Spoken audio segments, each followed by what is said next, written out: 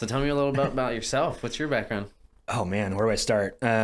So born and raised here in the area, Vancouver, Washington. Started off, I went to college at Washington State. Started off in business and finance. So my first foray into the corporate world was like managing money for like large organizations. So our firm did basically like finding money managers for folks, and our team was all the analyst side, so we did like the reports and stuff like that. Pretty like menial type work, but it was good. It taught me a lot about just the mathematics behind finance and what goes into finding good money management. And then that was more on the analytical kind of behind the scenes side, but it gave me good experience to go into the more client facing side of finance. So for 2010, 2014, I was with Fisher Investments here. And so we did basically money management for high net worth individuals. So it was fun because it was sales, it was analytics, it was customer service, it was everything. And the main thing that I learned from that role was like having confidence and instilling confidence in your clients. So, walking the walk, talking the talk, but also, guiding folks who maybe didn't understand the stock market or investments, or there's a lot of emotion behind money, right? When you think about it, there's a lot of emotion behind it, especially if you save 50 years. And it's overwhelming sometimes. And for people who are maybe just getting into it or not into it at all, like some people are short trading, long term, crypto now, NFTs now. NFTs, yeah. God. Real estate.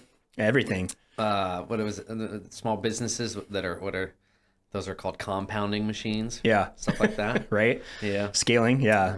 Uh-huh. Yeah. I mean, after that, I started businesses basically. So, I reconnected with a friend from high school, and him and I started a business around dental products. So that's what 2015, guys, 6 years. Is that how you know Hari? Yeah. That's how I know Hari. Yeah. Well, I mean, we went to high school together, but we weren't like in the exact same friend group. You and Hari did? Yeah. Oh, that's cool. We weren't in the exact same friend group. We knew each other, but we weren't hanging out all the time back then. Yeah. But at the time, I had a restaurant in Camas, and it was going well, but I realized it wasn't what I wanted to do long term. So I was like trying to think about other ways to start businesses, getting involved with folks. One thing I learned about myself is that I'm great at like building things, but I'm not that great at creating something. If that makes sense. Like if something was like something that had a solid foundation was handed to me, I know I could grow it, but I wasn't like the first. You're not necessarily the idea Yeah, guy. I was the miracle grow, not the seed. If that makes sense. Yeah, you can like take someone's idea and be like, yeah, this is how we can put this together. Exactly. And get it to be financially profitable. That was, I mean, so Hari's invention for dental suction is what it is. It replaced the old, exactly, the old fish hook straw. We replaced that, and so it's hands free. It's comfortable. It's low cost, and it was there. It was close. Like the product was close, but one of the things that we figured out pretty quickly is like, okay, we need to take this few steps down the pipeline as far as the product goes to get it, marketable for, the dental world. Mm-hmm. So the 2015 was basically, that whole year was spent, I still had the restaurant. I sold it in 2016, but basically 2015 was me learning about the dental sales and product side of the world, of the corporate world there. Mm-hmm. And so it was like, how do you sell this product? How do you market it? How do you package it? How do you I knew nothing about dental anything, right? I just knew about, business and a little bit about finance and setting stuff up. So everything's a little unique in the way you approach it. Yeah. And it's good and bad, right? Because I would say, it's mostly good because dentistry is so old and archaic. So like, there's a lot of things you can learn about, how it's structured, but then you're injecting this kind of new energy into it. Because dentistry is not very innovative. You think about medical devices and all the advancements like artificial limbs and all the stuff that's happening in the medical world. Dentistry is kind of an afterthought as far as innovation goes. There's money there, but it's not like the Stryker was a huge medical device company. They're not investing a ton of money into dental products, right? I mean, the fish hook straw was invented like the 50s, and it's still the standard for now. Mm-hmm. So there wasn't a lot of innovation. So it was ripe for disruption for us. So we were just basically two guys, and we raised a little bit of money out of some investors in Seattle. And we started, paying ourselves a little bit of money in 2016 or 17. And then So 2015 was spent learning all about dental world. 2016 was spent finishing the product, perfecting it, like getting some market feedback. And then 2017, we started selling it online, just literally on Facebook ads, like a medical device, which is really funny. And it went really well, and it caught the attention of companies. And then that led us to our current deal that we have right now, where we don't touch product. It's made overseas. It's shipped straight to the customers here. And then all the customer service and everything's handled by third parties. So now, my time is spent kind of managing that a little bit, but thinking about growing the business, expanding internationally, and Hari's time is spent creating. Mm-hmm. So we don't have to spend time operating, which is amazing. Mm-hmm. That's kind of my background and story right there. That's really important, because as a creator, I need time to create. Yeah. And not, do like the nitty gritty stuff necessarily. Right. It's a time the right suck. Partnership for that. Yeah. Yeah. And it's a capital suck too, because, capital drain, because if you try to scale a business, typically you have to hire out all that stuff. Yeah. Or bring in expensive third parties, because, there's that limit of like, do I need someone full time to do this at $50,000 a year, or can I spend $10,000 a year and have someone do part-time or a third-party company? Or bring your friends in and do it for free. Yeah. And they don't always do a good job. Right. Or whatever, That's the challenge with any business, is scaling, right? How do you do that? And it all depends on the business and the profitability of what you have, because typically, like, companies starting out, all that profit is spent on growth. Yeah. Our setup is unique where, we're highly profitable, but we don't have a large team. It's all just outsourced.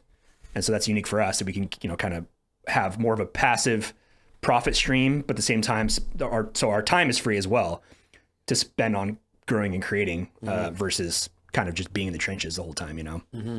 So that's awesome. Yeah. What's your story? I'm a cannabis producer, and I make, currently I'm a hemp farmer. Okay. I'm in the recreational cannabis space, and I make different CBD products on my farm. Awesome. Some of it, like, we collaborate with, like, my buddy Irwin, who's a coffee roaster in Louisiana. Okay. We don't do the coffee, right, but we make the extract and grow the flower, and then collaborate that way. So that's kind of like a new So project. it's Cbd infused coffee. Yeah. Is it it's like in the beans, or? Yeah. So because the beans have oil, right, the cannabinoids marry really well with that. Interesting. Cannabinoids love fat. Okay. They love that sort of thing, so they marry really well, and so they go into solution really well. And so what it's doing, like on the where you're drinking it, is it's helping, so it's like more sustained energy, right, and anti-inflammatory. Interesting. Right, so it kind of takes that edge off of there. So it's not as abrupt, so to speak, as regular coffee, because typically you get that caffeine hit. Yeah, and then it helps with that. It helps manage that, because cannabinoids work on the endocrine system. Okay. And CBD in particular helps with chilling things out. Right. Relaxing, but you're still going to get that, like, energy side of it. Interesting. Just as an example. And marketing wise, people love coffee. Right. It's the best legal drug relative to cannabis. Cannabis isn't legal everywhere, but it's CBD catching up. There's a lot of people who love it. There's a lot of people who are like, what the hell is it? Right. And there's people who are like, oh, it's weird. It's, bad. Right. Do you find that a lot of people still attach CBD to, like, the getting high? Yeah. Because, like, I explained that to my mom. Yeah. Like, every time I'm taking this hemp product, she's like, isn't that like weed? Like, well, yes, but there's multiple facets to this. This is what I tell people, and it takes time. It's exactly like marijuana. Yeah. In the field, the way it grows, the way it smells generally. Right. But it's all about the molecule. So marijuana is defined as producing THC. Anything that's 0.3% or higher is considered marijuana. And that's THC is the psychoactive portion of cannabis, right? CBD is called an intoxicative, so it's still like it's not necessarily psychoactive. Right. It's not exactly nothing either. Right. So it's like Tylenol or something like that, right? And so hemp is defined as 0.3% of THC or less. Okay. That's the definition. Right. So definition. That means that if you have that, you can cross state lines, you can ship it, right? Generally, when it's below that point. Yeah, exactly. Now, it needs to be more refined than that, because there's some other things that need to be play into that, because your THC levels can vary up to 1%, right? Yeah. And it's hard to control that exactly with a plant. Yeah, and it's still very safe.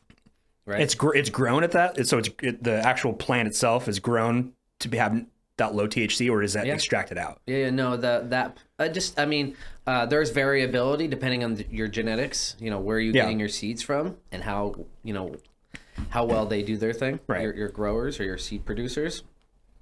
Because if it's 0.5, I have to burn it. Really? If it's 0.3, it's okay. That's the difference. And it's that close. If I grow a crop that gets a pre-harvest test, so you have to have a lab come out and do a pre-harvest test. Okay. Right, when the flower is like 3 millimeters or bigger. Okay. If it pops at that point, they make you burn it. And this is state law? State, yep. And if you do it a couple times, you can get a felony, and they can ban you for like 10 years. Even if you follow the rules and you burn it, if it's like interesting. Yeah. I didn't know that. Yeah, there's a lot of fuckery still. Right. And the industry, so you have 2 paths, right? Actually, right. I guess you could say you have paths and then branches, right? Yeah. So on the recreational side, you have medical and legal weed. Right. Right? You have what you can grow yourself in your home, right? What you can buy at a dispensary, or if you're in a state it doesn't have legal cannabis, what you can buy medically or receive medically. And every state through prescription, right? Sometimes, generally, it's not through a doctor. Even in the medical states? Yeah, interesting. So generally, you'll just get like in Oregon, you'll get a write-off on it from a doctor, right? But it's not like prescribed. They're not like, this is how this is how many grams and this is the percentage. They don't know. It's just signed off like this is cool. And then they depend on us. Yeah. A farmer to figure that side out. Right. How funny is that? What do you smoke? What's good for this? Yeah. What's good for that? It's crazy. And then there's the hemp side of it. Now hemp is so much bigger. Right. It's not just about CBD, right? This is the revolution in recycling, composting, carbon footprint that we've all been waiting for. Right. It's the all-in-one, right? Because it can be used for so many different things. And I can take a seed and grow 8-foot tall plants and sequester 10 pounds of carbon into the soil in one season. Oh, right. Because people, trees and plants are carbon recyclers. Yeah. If people are worried about their carbon footprint, whether you believe it or not, hemp is a good thing. Because it sequesters carbon and tons of it. Right. And then for an 8-foot plant, it's like that was just my a hell of a factory. That's for CBD production. So I'm trying to produce really healthy flower. Right. Then there's people who are doing textile. And they have 24-foot plants, and they're making 24-foot hemp plants. Yeah, they're making fiber board. They're making particle board. They're making paper. It's going to revolutionize everything. Bioplastics. What's the time frame as far as like you plant something and you got a 24-foot plant that you can harvest? What's that time frame for textiles? And it can be as little as 3 months, maybe 4 months, depending on your climate and the genetics you have. Right. So at least twice, 2-3 times a year you can. Depends on your season. Yeah. So like if you're in like California, you can go year round. Yeah. And you're not worried about flower production. Flower production is determined by your minimum hours of darkness. Okay. Because cannabis is a right sensitive plant. Hence, like when you look at an indoor grow room, it's extremely well lit all the time and climate controlled and right, or completely not well lit. Yeah. Because you can't have you have to have uninterrupted a minimum of 12 hours of darkness in order to produce healthy flower. Got it. If you interrupt that dark phase, you'll get hermaphrodization, low yields, things like that. So people on the textile side of it, they don't care about that. They want lots of leaves, really close together, and really tall, just plants, dense. Yeah. So they can make fiber for clothing, and then the inside of the plant, the hurd that goes into like hempcrete, lightweight concrete, building materials. You're gonna start to see like so many applications. Plyboard. I mean, it's because they can take plants and spin it into like cotton for shirts and stuff, like you just said. I mean, it's pretty much sky's the limit. Sky's the limit. Yeah. And it kicks corn in the dick, soy, hemp or wheat, all of them. Like you can dry farm. I've heard of like you can make hemp milk. You make hemp milk. Is it like it's got proteins in it? Like it has every amino acid the body needs. It has high omega-3 fatty acid, high omega-6, right? It has zinc, magnesium. It's a complete protein, a complete food. And traditionally, if you look back, jumping around here a little bit on the subject, but if you look back, most farms in Europe and Asia grew hemp, what we call hemp now. Yeah. It was always called cannabis, cannabism, or right. various different names related. All their animals ate hemp. The idea that we feed animals corn and soy and wheat that's a new thing. Yeah. That's not an old thing, right? Everyone grew hemp. Yeah, because it was easy and it grew fast and good, amazing proteins and amino acids for the animals. That makes sense. I didn't even think about that. I didn't know that. Anti-inflammatory properties. So you have the leaves themselves that are 60 times. If you juice a raw cannabis leaf, and in cannabis, like both marijuana and hemp, if you take those leaves and you juice them, they're 60 times more anti-inflammatory than the dried flower. And is THC in the leaves or only in the flower? Very little bit. Okay. You'll have roughly the same amount of THC in a marijuana leaf than you would in a hemp leaf, but it really depends on genetics. It's very, very low, right? On the hemp side of it, something to note is that you have many different types of cannabinoids, right? Depending on whether it's hemp or marijuana, it's going to have a higher ratio of these or lower. And you have like CBN, CBC, CBD, then THC. And all those work on your the receptors in your body. You have two different kinds. One's CB1 receptors or CB2, and they populate the skin, the nervous system, and the bones, right? And so CBC has been shown to be like a bone stimulant, right? Like growth or like regrowth? Interesting. Yeah. CBD stimulates the healing process. So like when you're using a cannabis product or a CBD product, it's not just about pain relief. It's not just about anxiety relief. It's like literally healing the body because it works on your endocrine system, this kind of master system that helps regulate homeostasis. And so if you use something like a muscle rub, we make that, muscle rub, on something that hurts, you're not just pain relieving that thing. You're actually like giving it an opportunity to heal by reducing inflammation and stimulating the body's immune system. It's really cool. And so there's so many layers to this, right? Yeah. And innovation and applications too. Yeah. Everyone's worried about plastic and carbon. Yep. Well, hemp can do it all. Right. And this isn't just me being a nerd about it. This is like popular mechanics in the 1930s talking about hemp being a $1 billion crop. Right. And then you had, large corporations and Rockefeller. Shut it down. They shut that shit down real quick. And then they created the word marijuana. Right. The word marijuana didn't exist until they created it. Right. Just to throw a wrench in the spokes for the entire industry. A Mexican twist because at the time people were like, oh, Mexicans, they're gonna. There's a racist twist to it. Sure. There was a guy named Harry J. Anslinger who was like the head of what used to be like I forgot what the agency was, but what the DEA used to be, like the grandfather of the DEA, Harry J. Anslinger, and he was quoted as saying that marijuana would cause white women to sleep with black men and listen to jazz music. I remember hearing about that. Crazy. Reefer madness. Right. All this other stuff. Yeah. And then back then, it was acceptable. Like, or it was absorbed as truth. Just sucked it all in. And then we have 100 years of propaganda that we have to unravel in people's minds. Man. Mm-hmm. Right. So the cool thing is like, there's the marijuana space, but I'm more interested in the hemp space. Right.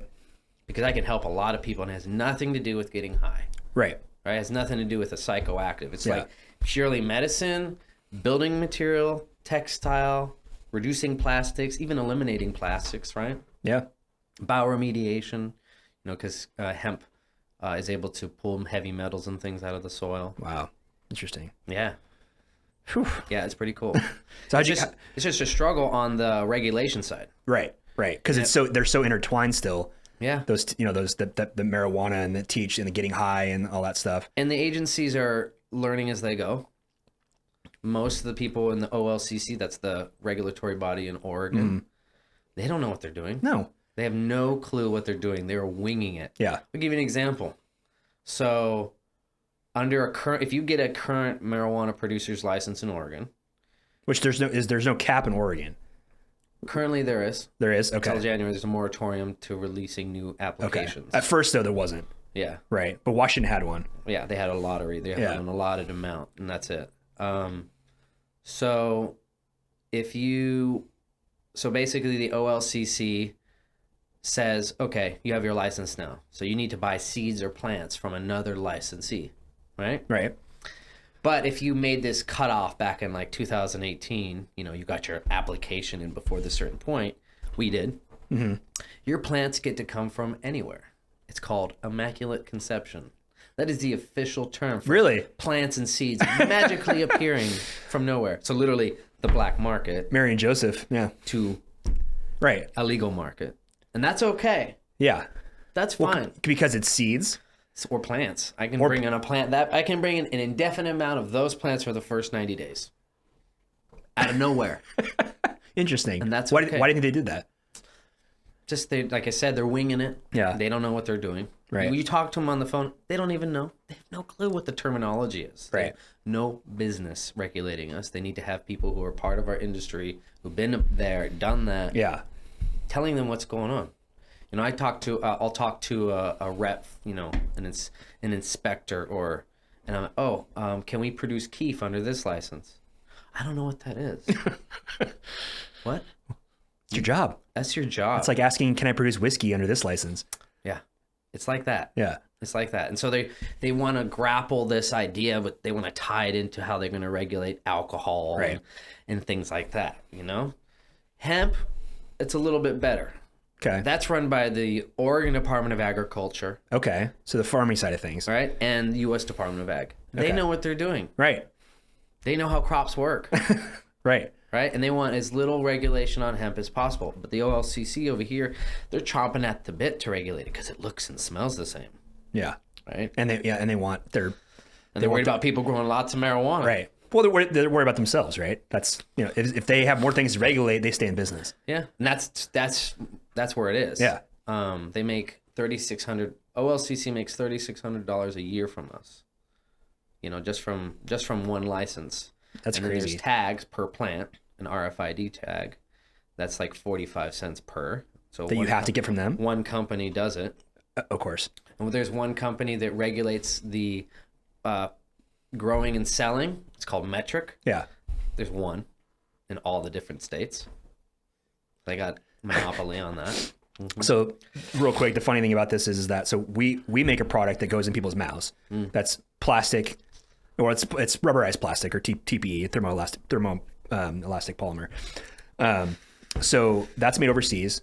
The only regulation we have is it's not even regulation. We have to pay a fee one time per year, about $5,000, maybe $6,000 now, to the FDA. That's it. There's no inspection. There's nothing custom, nothing, because it's all about classifications, right? So we're a class 1 medical device, same as a toothbrush, and And you applied for that application. You don't have to. You literally don't have to apply. You just go online and say, "Here's my company name. Here's what I'm selling," and then you just pay the fee, and like, good, you're good. And that's been 3 years, and we just pay it every year. No questions, no audits, nothing.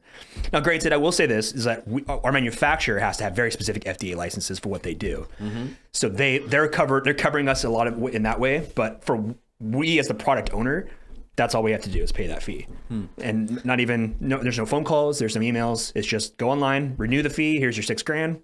Don't talk to me again. They just want their money. But how funny is that we have hundreds of thousands of these leaves are going to people's mouths, and that's all we have to deal with, and you have to deal with all that other stuff. Yeah. And I have to have cameras. I have to have specific documentation, specific scales. I have 3 different scales. Does any part of your business do THC, or is it all? We're a 2-part. Okay. We have our recreational license, and we have our hemp USDA license. Okay. I'm actually trying to sell the rec license, right? The rec business. So you want to get out of that? Yeah. Because it's only in Oregon for now. It seems to be hyper competitive. It is, because it's a capped market. Right. Although I have connections, so I can cut the line, so to speak, at dispensaries, because we have a high quality product. And I know a lot of people in the industry since before it was an industry. Right. You know, and so I'm not worried about that. I just want to help more people. Yeah, sure. And CBD, everyone can benefit from that. Right. And you can't scale your rec business the same way, any level the same way you can on that website. Not yet, because you're only in Oregon. That's what I'm saying. If you were to go in every state, it'd be cool. When do you think? I mean, do you think the federal government's going to legalize it? Yeah. Actually, the Republicans just put forth a bill to really? Regulate that's much better than the Democrats' proposition. Okay. The Democrats want to come in and just screw us, take it out of our hands. Whereas the Republican bill wants to assist the current system and keep it in the hands of the states. I guess that makes sense. I'm just surprised that Republicans introduced anything at all. Yeah. But it sounds like they're taking more of a libertarian approach. They are.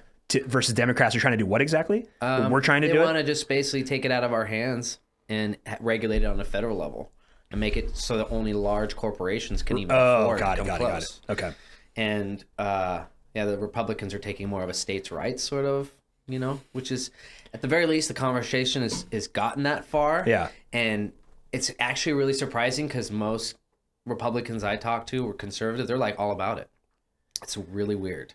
It's like a bizarro world just thing. Because of the hemp side, or they don't even care about the THC anymore. Yeah, because the education has gotten out there. Mm-hmm. It's for some reason on that side of the aisle, they're hearing a lot more of it, right? Right. Whereas on this side of the aisle, they say they are.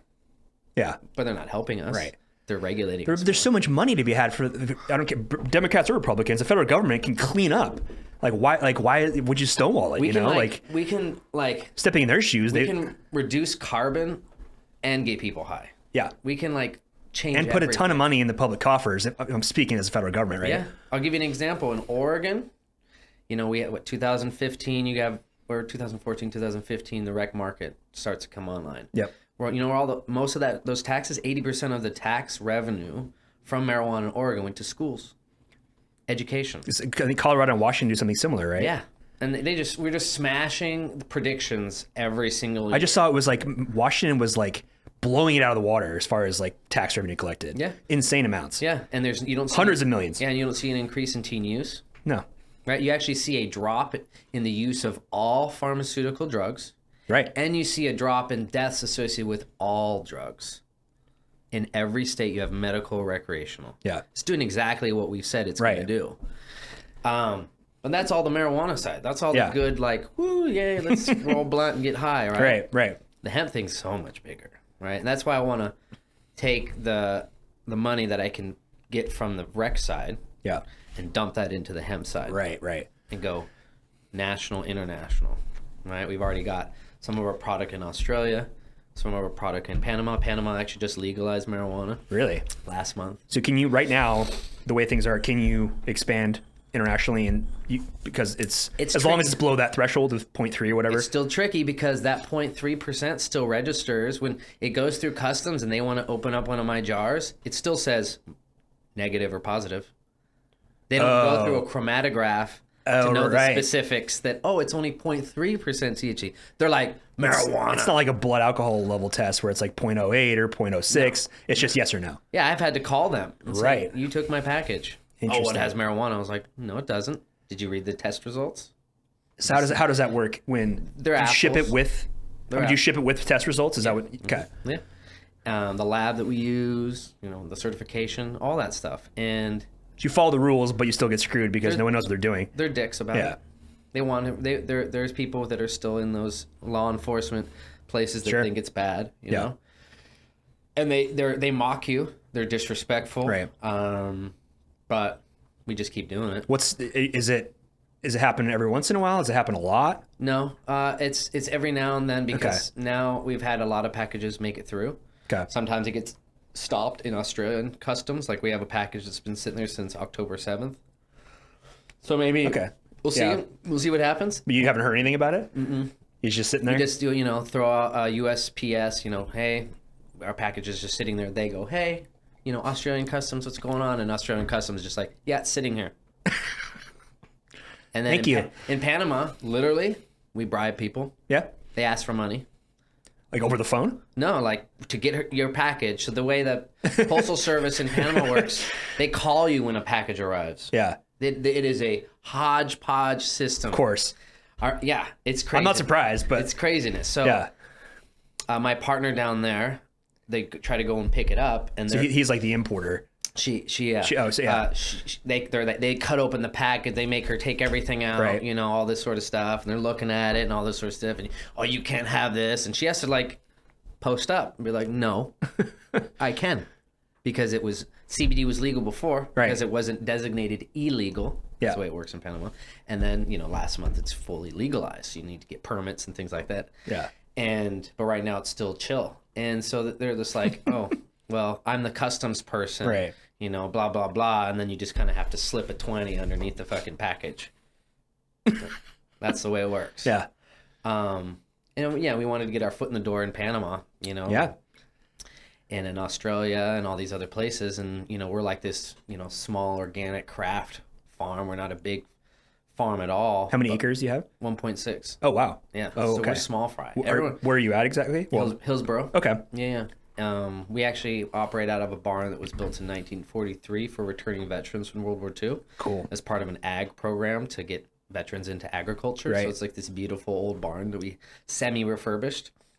That's awesome. Yeah, it's pretty cool. We have we have animal husbandry, so we raise pigs, chickens, turkeys, all this sort of stuff. That's cool. And then our input is free because we work with breweries, grocery stores, and a produce stand to get all their food waste. Right. And so we feed all our pigs.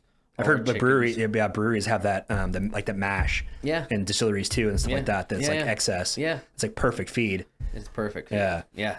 And that's like more hit or miss on getting that because they'll just call you and be like, yeah, we have 10 trash cans full. Because they do these batches when, you know, demand exactly picks up. Because beer is like 18 days. So like if they like, you know, they need something, they're going to, you know, they start making it and then they have all this 10 garbage cans full of stuff. I'm hoping that as time goes on, we'll be able to partner with, you know, a brewery more closely on that sort of thing. And maybe do some hops or some hopping with hemp flower. I've had a couple CBD infused beers, and they're really good. Yeah. Yeah. And I was even thinking there could be the CBD element to it, but generally speaking, they're using CBD isolate, which we can go into like the differences. Okay. I was thinking more like just hopping the beers like hops, but with the flower. So it's not necessarily about a CBD content. Okay. It's more just like a flavoring and interesting. And the terpenes. Yeah. But I forgot what I was. Sorry. Oh, no. It's you're talking about the farm and the barn and so, animal husbandry and so like we bring home tons and tons of produce. I think last year we estimate around 40,000 pounds of produce didn't go to a dump. Yep. And went onto our farm. Pigs love that stuff. They love it. The chickens love it. They have great, they're healthy. Their offspring are healthy. I don't ever have to worry about disease, things like that. We use American guinea hogs, so they're smaller. Okay. They're the first hog brought to North America by Europeans. They're about a 200-pound hairy hog. Oh, the little hairy ones, yeah. Yeah, they're hairy. Yeah, and they're people think pig. They think of the 300-pound pink ones. Yeah, or 600. They get 600 pounds. Yeah, I have a friend. She does like she picks up stuff from like Albertsons and stuff. Yeah, she has one called Hamlet, and he's massive. How old is he? 600-pounder. I'm not sure, but they can live like 15 years. Okay. Is he like a pet or is he? He's a pet. Yeah. He's a pet. Yeah. 600 pounds, man. That's crazy. Yeah. It's a monster. Yeah. But it's really fun because it's all incorporated, and because we're not trying to like go super big. We're trying to be like the rogue beer. Right. Super high quality, lower production, but and really high customer loyalty. Right. Because people want our stuff because it's effective. Yeah. They've tried other CBD products and they're like, oh, wow, ours is effective. And that's where like that CBD isolate comes into play. Okay. A lot of these bigger companies are like using CBD isolate, which it's like a powder. Okay. It's an isolated form of one cannabinoid. So they're taking biomass, which is stems, leaves, flower, generally from crappy flower. Right. Byproduct, stuff that I would throw away or burn. Yep. But you're talking thousands of acres worth of this stuff because there's all these farmers that don't know what they're doing, and they're trying to grow cannabis flowers, and they're not doing a great job. And so they don't want to lose their asses, so they send it to a manufacturer to get it processed out, and they pull out all the mold and mildew and crap and pesticides and fertilizers, Then they isolate it down to a powdered form of CBD isolate, then you can take that, and that's water soluble, so you can put it in water, protein drink, a powder, a gummy. It's all easy, right? Right. And but so effectiveness is not the same. Not the same. No. Your body doesn't absorb CBD by itself.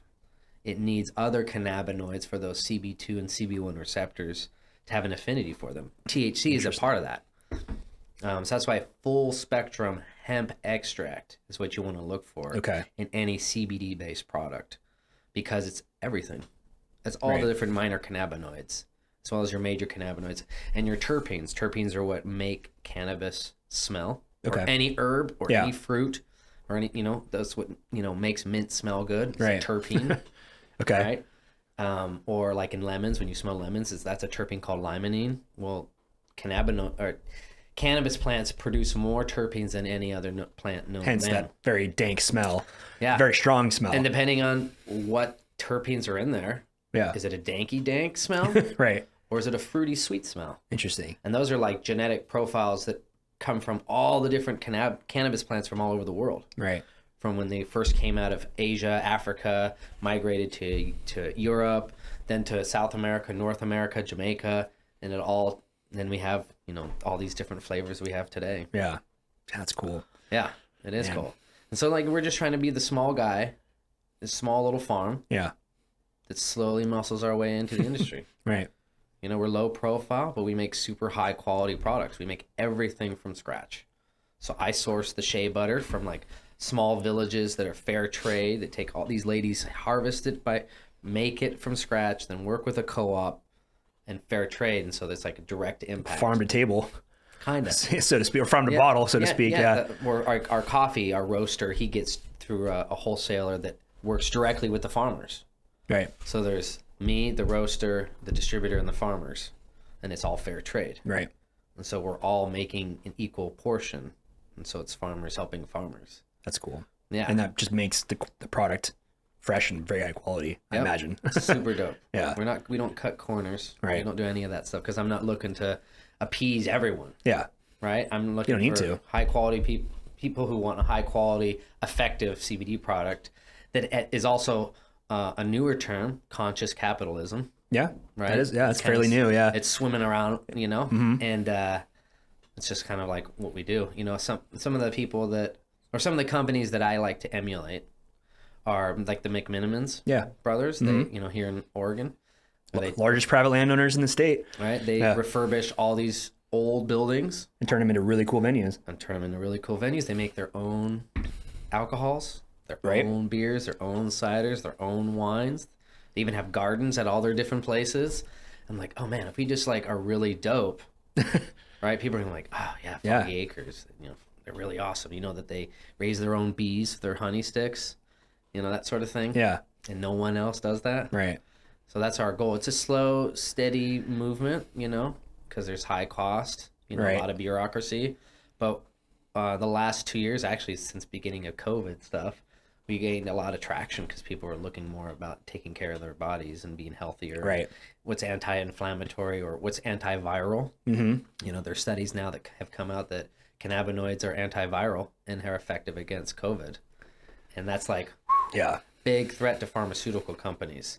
Oh, huge. They didn't want that. No. We were already a threat. Now we're a real big threat. Mm-hmm. So where do you see, I guess, where do you see your business in 5 years? And then also, like, what do you predict the industry as a whole is going to do? Because you see things like in Canada where, like, Canada legalized it federally, whatever they call that over there. And then you saw these large companies come in and start buying up farms, start buying up, chains of dispensaries. Yeah. So, like, let's talk about the hemp side of things. That's what you're focusing on over the next 5 years. What do you think is going to happen kind of there? And then what do you want your business to be in that space? So in Canada, and Canada's an interesting one. They grow a lot of seed. So Canada isn't necessarily the hemp place for flower or CBD production. They're more like, we produce the seed that goes into your protein. Okay. And so with that comes male and female cannabis plants. And then could you import that from Canada? Like seed is that federally regulated like that? You can do that stuff now, but I don't want a male plant anywhere near my plants because it'll pollinate them and produce seed instead of flower and CBD. So their market's a little different. Okay. Right? They have a lot. Their hemp production is mainly focused on textile and seed production. Because they have so many like large production facilities, but the Canadian people aren't smoking that much marijuana, so it's not staying there, right? I'm not sure exactly what the proportion is. I'd say it's probably comparable per capita to the United States. I just mean they're exporting a lot of stuff. They export, marijuana. I think there's like 5 companies that have the monopoly. Okay. You can't go to a dispensary anymore in Canada because there are no dispensaries because it's all mail order. Interesting. Yeah, so they just crushed the medical industry. Yeah. Said you're dead. You're done. And if you don't have millions of dollars, you're not going to operate. And that's the way it is in Canada. Highly regulated. Interesting. So there's no dispensaries. No, you get it by mail. You order online. And Like mail it THC, full-blown marijuana. Edibles, whatever it is. Just showing up in the mail. Yeah, all the small companies that paved the way got crushed. There's actually a guy, he's called the Prince of Pot. His name is Mark Emery, and he lives in Canada. The name rings a bell. Yeah, I've seen him in the news. Yeah, this is a unique story that I think is important to share. Yeah. So him and his wife, they have a cannabis culture magazine. Okay. They had one of these stores and cannabis dispensaries or seed places before, and they fought and put millions of dollars into legalization of marijuana. Well, some years ago, I think it was like 2008, the Canadian government allowed DEA to come into Canada and arrest him, take him into the United States, and he sat for many years in a prison in Mississippi, even though he never committed a crime in the United States. I didn't know that. This is at the same time that... When was this? I think it was like 2008. Now, I'm foggy on that. Yeah. This is that same time that Tommy Chong got arrested for paraphernalia. Yeah. And he sat in a prison and rotted. This was like this big move by the DEA to crush the counterculture, right? And like try to get a win on the war on drugs because they were just losing. So, they tried to topple that. Well, Mark Emery and all these people who in Canada who paved the way legislatively got pushed aside. Right. And all the big companies moved in. When he was in prison. After. Yeah. Even after and during. Before and after, yeah. Yeah. And so I feel like there's more. I hope that doesn't happen here in the United States. That's where that's the Democratic side of it, which is like kind of crappy. Right. Not really focused on helping these small companies stay afloat. Whereas the Republican bill that just came through kind of is about the small businesses. Do you know do you know some of the details? I'm just curious, like how, like you say the states' right side of things, and like I'm just thinking about the mail order example because I haven't even thought about that. Yeah, Canada. That's how it is in Canada. You can't go smell nothing, see anything, touch anything. So if they set it up states' rights wise, Republican version of things, like you think dispensaries would still exist? They'll stay almost the same. Except they will just start getting taxed. But right? Then you can move across state lines. And now I can actually pay for cost of goods sold. So on the marijuana side, I don't get to write off cost of goods sold on a federal level. I didn't think about that. Mm-hmm. We definitely do. Yeah. On the hemp, I do. That's our only cost. On the hemp side, with my hemp license, I got an SBA loan because I'm a regular farm. Right. Yeah. It's a fuckery, man. That is, man. That is a good word for it. Jeez. Okay, so, God, I didn't even think about the tax side of things. You can't write it off. Nothing. Rough. Mm-hmm. So in Oregon, how does that work with? Because in Washington, there's B&O tax, but it's like super small. So we pay state tax on the rec side of it. But we haven't made any money on that. So because we just got our license after 4 years. Oh, sorry. You did say you can write it off in Oregon on the hemp side. But not the rec side. Not the rec side. Got it. Zero on the hemp even on the state side, you can't write off. Okay, interesting. Yeah, it's done. Yeah, and that's ridiculous. The banking. Right. Oh, banking. Yeah. I have like 2 banks I can bank with, 3 banks I can bank with on the they're all recreational Oregon side. banks. They're not. Yeah. Are they credit unions or are they? Yeah. Some are.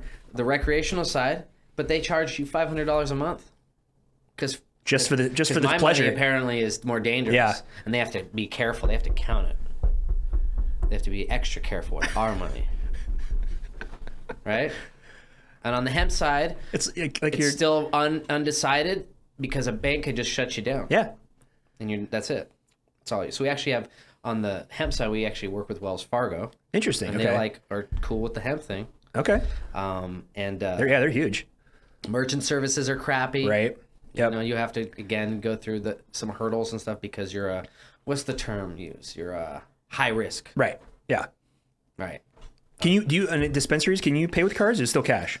Some dispensaries are getting away with it through I'm just like a liquor store or something like that, right. Or a Quickie Mart kind of thing. Like, can you use Square? Some do, but they'll shut you down. Yeah, because the state hates that. Yeah. Yeah. They'll shut you down. Interesting. It's all hodgepodgey, but the governments are like, I still want mine. Yeah, of course. That's right. I still want mine. I still want that camera on that little seedling. And I want to watch what you do with that little seedling if you burn it or, So they have access to the cameras? Yeah. Like, it's 24/7? 24/7. They can just show up and say, show me. But during COVID, check this out. Right. We worked on getting our rec licenses. Took 4 freaking years, and we finally got it in July. Right, so we just got our rec 4 license. years. 4 years. So that's why you said you got in before 2018 on the application side, but you didn't get it until now. Yeah. And now we want to sell it. No, that's fine because the hemp side of it has grown so well. Right. No, I get it. Did it take 4 years partly because of COVID came through? Or no. Did that delay things? No, because we did it all ourselves. I don't have an architect to engineer going and navigate the land use compatibility statement. Right. Land use compatibility statement through the county is a fuck. It's just like you can't go backwards. You go in the wrong door. Oh, you just spent money. Oh, you just spent money. And then the financial side of it too. Like my partners came in, we thought we were going to spend this much money, but we ended up spending double. Of course. Right. So a lot of that 4 years. Just to get a license. Yeah. Just to get the license. So a lot of that time, 2 years of that was just paying rent. Yeah. Right. And getting that taken care of. But now we got the license.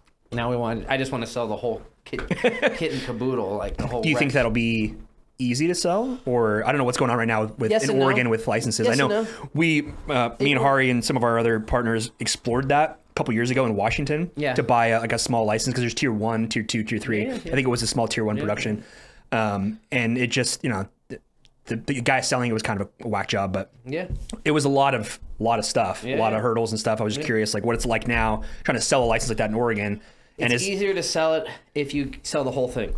If you try to just sell the license, you have to have a land use compatibility statement to attach to that to remove it from the property. So say you wanted my license, right? Because there's a moratorium in Oregon. They're not creating a new license. I can buy one, but I can't go get a new one.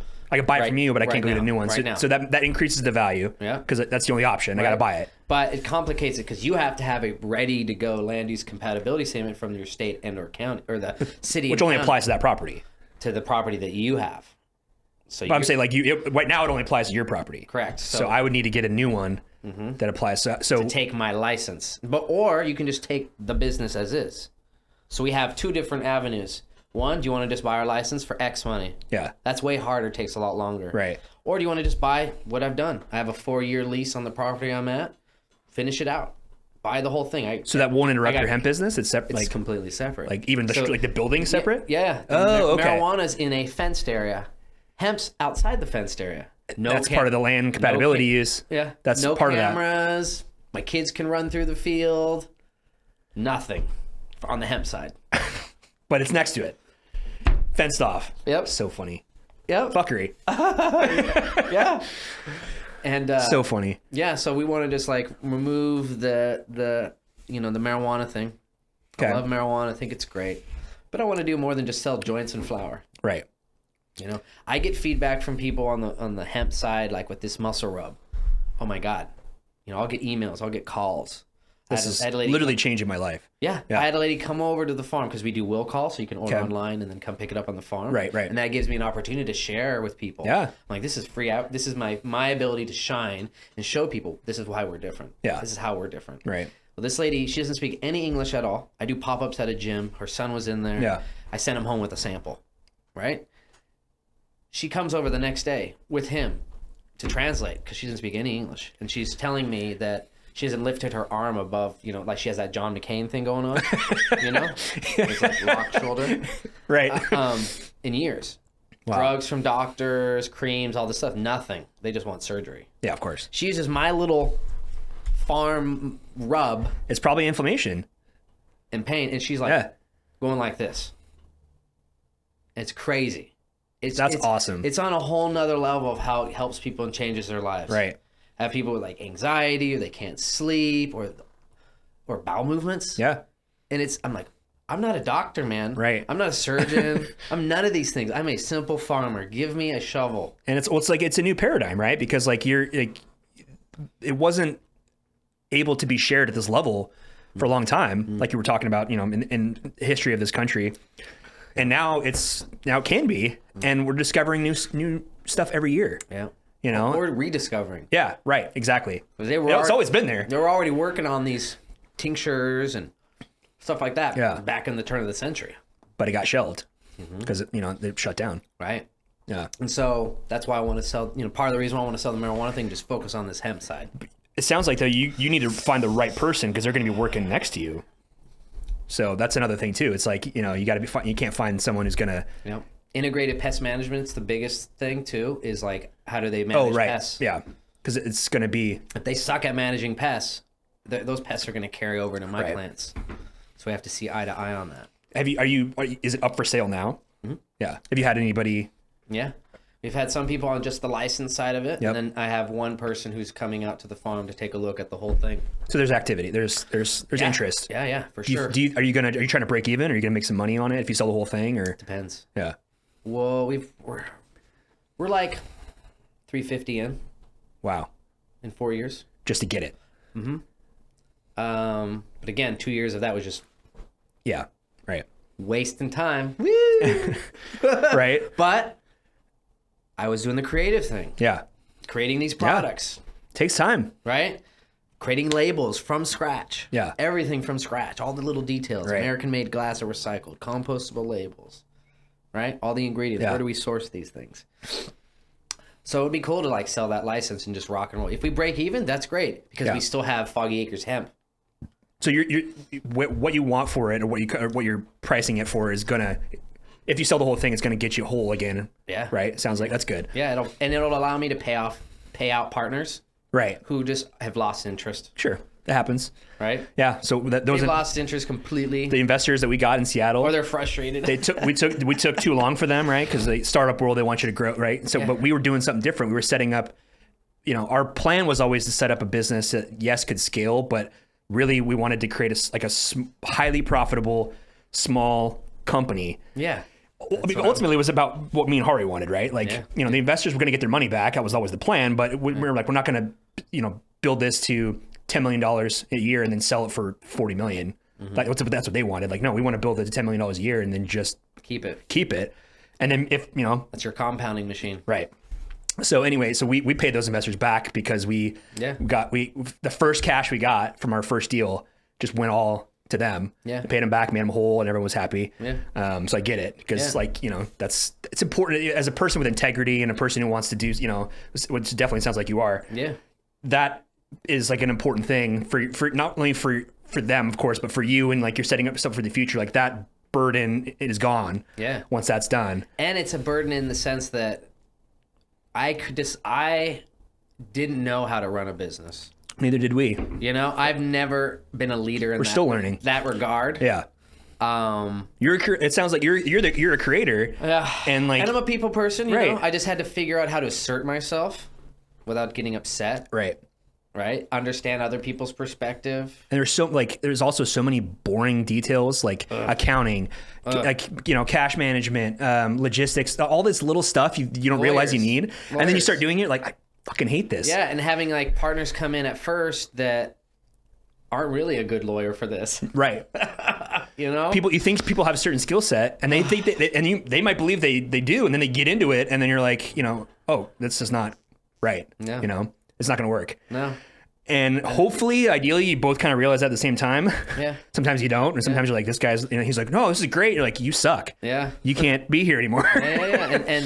And my partners were frustrated at first, you know, but there was so much unknown. And I said that from the beginning. There's a lot we don't know. Right. We're the first through the wall. People first through the wall are always getting bloody. Yep. Right? You're going to get bloody along with me. Right. And this is all me. They have other resources. One of my partners, you know, he runs a crown molding company. Another partner, he works in Hollywood, does digital media. This is part-time, they're good. Hands off, as we say. Yeah. They wanted to be all up in it at first, which slows things down because I wanted a democracy. I thought that was a great idea. Oh, my God. Oh, man. Horrible idea. Oh, man. Horrible idea. God. Good intentions. Bad results. Now I know, like, angel invest, percentage, estimated time frame, let me do my thing. Yeah. Right? Exactly. I will take your money and I will deploy it, like, well. Yeah. But just leave me alone. Yeah. Pretty much. And now I've learned that, and they've learned that. Yeah. And we have a solid product, right? Now we have our family of products. We have our tinctures, our immune support, muscle rub, PMS, honey sticks, coffee. So you got like specific Oh yeah, man. That's cool. It's not just, you just said muscle rub, but you've got specific like, oh yeah, like you said PMS, like you got it that detailed. That's cool. Because okay. the largest growing demographic in the cannabis space is women 45 and older, and they are the most underserved. Yes. Women talk. Yep. They organize, and then when they find something they love, they are all about that shit. Right. And especially if it's like it's natural and local too. Yeah. You know, it doesn't have to be local, but natural and something that works. Yeah. You know, you can't beat it, right? Mm-hmm. Yeah. Now you just need to start a multi-level marketing company. Yeah. It could be. I've had companies approach us about that. Some sharks have tried to come in a little bit, and I'm like, I'm not changing what I do. You know, I want people to go to me because they're like, shit. They are small. Chad's all up in that. Yeah. And that's the way it's going to be. With the I'm curious, with the 1.6 acres where you're at right now, like how much does your business have to grow from here to kind of max out like your capacity? A lot. 1,000%. Okay. So you got a lot of room. Yeah, because I can take 1 pound of hemp flower untrimmed and make 45 muscle rubs. 1 pound of hemp. Okay. They cost. What does an 8-foot plant produce? A pound. Okay. Right? A pound of untrimmed material. And that doesn't include the leaves or the stem. Those are a resource yet to be tapped. And you're not using those currently? No, so I want to get the stems to a textile company. Right. Or I want to get the stems to a particle board company. Right. Or what I really want to do is make our own papers. Like raw papers to then sell our joints that we already sell. Right. On top of that, but that requires equipment that's like a 100-year-old piece of equipment. You know, like raw papers, like Eli Whitney cotton gin stuff. Yeah, yeah. Raw, they actually use hemp fiber paper making material. They don't actually call it paper; it's fiber. And there's like 100-something-year-old stuff in Spain. Oh, you're serious? Like it's like 100-year-old equipment that they use to make these rolling papers. Yeah. Interesting. They slay it. That's why they're #1 selling company. That's all I see in America is raw. They like pushed Zigzag out of the way. They dunked on Zigzag. No, bitch. Posterized. Boom. Yeah. And he was the founder. He was unsuccessful for like 13 years. Raw. Really? Unsuccessful. And he just kept going. Yeah. 13 years, man. That's perseverance. In Ireland and Spain and this. And he said he made these papers. He had a warehouse full of these papers he had made, and it took him like a decade to sell them all. But he just stuck with his guns. The first to be organic, the first to be wind energy, the first to be hemp. Not really the first, but the first in America. Right. And people resonate in it. Now that, what do you see? Raw. Everywhere. Right? That's what we want to be. Yeah. That's what we want. Interesting. Yeah, so I don't know. So the hemp, so for 1 pound of hemp flower, I can make 45 of these. Wow. Right? That's a microdose mushroom one. That's a different thing, but just an example. Yeah. 45, 500 milligram CBD tinctures from 1 pound. Yeah. On an acre, I can produce 1,000 pounds. Right? So 1,000 times 45. That's just like, and that's just getting started. Yeah. Right? Like we make all these other products too. Right. And so it now it's just a matter of time, you know. So 1.6 acres gets you pretty far. I was just curious, like what that yield is like. Yeah, and that's just one harvest. Right. That doesn't include our greenhouses if we wanted to focus high quality hemp flower for smoking, because we do make pre-rolls. Okay. That we sell to a few places around Portland. So you need a different, like higher quality flower, right? Depending on the season, you know, Oregon can be hit or miss on the quality of flower that's outdoor, but it can always be really high quality to go into extracts and honey and things like that.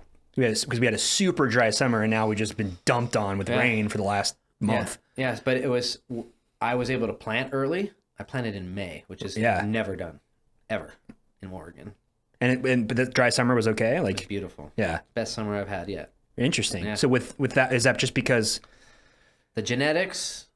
It produces a higher soil. Is it kind of like wine, where like when the grapes struggle a little bit more, it's like better quality wine? Is it kind of like that? Where depends on your lane. Okay, that's going to hurt yield. I don't want to hurt yield. Right. And so some people are like, yeah, the stress produces more terpenes and all this other stuff. Sure. So that is true. It's true. It's less of these. Right. You less yield, and your plants are way more susceptible to bugs. Right. Because mold, mildew. Even with the dryness. Yeah. Interesting. Oh, I stress. Okay. On the stress level. Yeah. Right? Those molds and mildews are out there already. Right. There's nothing you're going to do about it. It's just a matter of how do you mitigate them when they arrive? and what's the health of your plant. So I've actually been focusing on the soil. So I work with arborists also and gardeners. So I have produce coming in over here. Mm-hmm. The pigs, the ducks, the chickens, the turkeys, they have shit everywhere. Yep. Right? They till everything. Right. Right? They're my omnivores. They're my four-hooved animals disturbing the soil. And this is on 1.6 acres. So we're high intensity. So the animals are in with the plants? Sometimes. Okay. It depends. I manage that. So when we're harvest time, they're right there with me eating the leaves. Interesting. Yeah. I've never really seen it done that way. Yeah. I like it because it's all just very, very few symbiotic. Yeah. Very few people do it this way. Everyone's like warehouses, right, and big farms and typical conventional agriculture. Right. I'm not about that. Yeah. You know, I'm like, I want to show people this on Instagram. Yeah. Right? Because my little farm is super cool, and we're like feeding hemp leaves to pigs. Right? Yeah. Which is like connected to our ancestors. Right. You know, and it's super anyway, and so that builds the soil. Yeah. So I have whole truckloads of mulch that just get dumped, and I have relationships with these arborists. They'll come and they'll bring their tractors and they'll move it around for me. Mm-hmm. Right? Prepare the soil.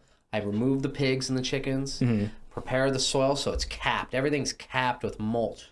So any weed seeds, right, are underneath that mulch. I don't have to worry about weeds. And then we put in irrigation and build a trench. Long trenches, and then we plant our plants. Well, our plants are under, a foot of mulch and compost, and so we hardly use any water. When it was 116 degrees outside, they stressed a little bit, but the next day they grew a couple inches. Really? Because their soil's moist, cool, and fertile. After 5 years of building the soil, it's kicking ass. It's kind of similar to the wine grapes. Like, it takes a few years of growing that. The soil has to. I'm not a wine grower, but similar. It sounds like similar where you hear the stories, but it takes those years of recycling, and the soil has to kind of learn, so to speak. To some degree, yes. Wine grapes are long-term perennial roots. Yes. Dig deep, and they like stress. Right. Like, they want the stress because they're not looking at high volume necessarily, depending on the type of wine you are. Right. Whereas mine is an annual. Because you pull the whole plant out. Yeah. At the end. Yeah, depending on, what I'm trying to do. Some people are going to till in the stems and things like that. But I actually want is the least stress, the most moisture, and the most fertility as possible, because I have an annual that grows from a seed to an 8-foot plant. So it's a little different than I forget about the fact that wine grapes, the vines stay in the roots and stuff for 15, 20, 30 years, sometimes more. Yeah, but if you were a new wine grower that was coming into dead soil, you'd want to refurbish that soil to some degree, and that's essentially what we did, because 4 or 5 years ago it was all genetically modified grass. And so we've just in that area. In that space. So we've left areas completely fallow. So we've never actually grown 1.6 acres of hemp. Right. We've just been slowly working up to that. Got it. Building that soil, and this is the first year the soil was just rocking. Oh my God. Yeah. I can almost dry farm now, which means I can put a seedling in May and not water it. Really? Yeah, it's almost to that point. Why is that? The soil's so thick. It just retains so much moisture, and it's charging right now. Yeah. With all that water, it's charging, and I'm just adding another layer of mulch on top of that. And all that carbon and micro minerals and macro minerals from the carbon and the nitrogen from the produce and the pigs, it just holds that moisture in. Adding. Interesting. Yeah. I never knew. I didn't know they could do that. I just figured it would, dry out. Yeah, it can. If it's just like that mineral-based topsoil. Yeah. It'll grows, grass and stuff. Those roots only go 2.5, 3 inches down. Well, some do. Some perennial roots actually go 6 feet through that stuff. Yeah. But it takes years. But we're building past that. We're adding, 10 inches of nutritious organic material on top of that. And then that attracts the bugs and the worms. And then we're building a whole ecosystem. Yeah. I can see eagles and owls and stuff that weren't there before. And we had to build a swale for water collection. Well, this is a kicker. So in the hemp cannabis space in Oregon, you have to have legal water rights. You know what the water master said to me? You're 100 years too late. Water rights are gone. Yeah. So you can drill and apply for water rights, but then all your neighbors get to bitch and say no. Because you're affecting the water table. Yeah, right. So you're 100 years too late. What do? Because you have to have legal water to grow. Right. So we collect rainwater. We can collect rainwater legally. And so we do that. So with that, we had to create swales. Because after our reservoirs are filled, yep. you know, where's all that extra water going to go? Yeah. I was like, the same place it was going anyway. Yeah. But now, because when you say swales, I'm not familiar with. Is it just a big hole? A swale is like the area between the river and the bank, or the lake and the bank. It's also referred to as a riparian zone. Okay. But a swale is essentially a ditch next to the river. That's what. Okay. Right. Ours is irrigation ditch, but it calls us. Okay. Yeah. We call it a swale because we added native plants to create habitat, and also we add in stuff that we use. So, for example, mint. Mint loves to be near watersheds, right? Okay. It grows. It has a symbiotic relationship with ducks and geese. Yep. Loves these water banks, right? And we also use it in our muscle rub.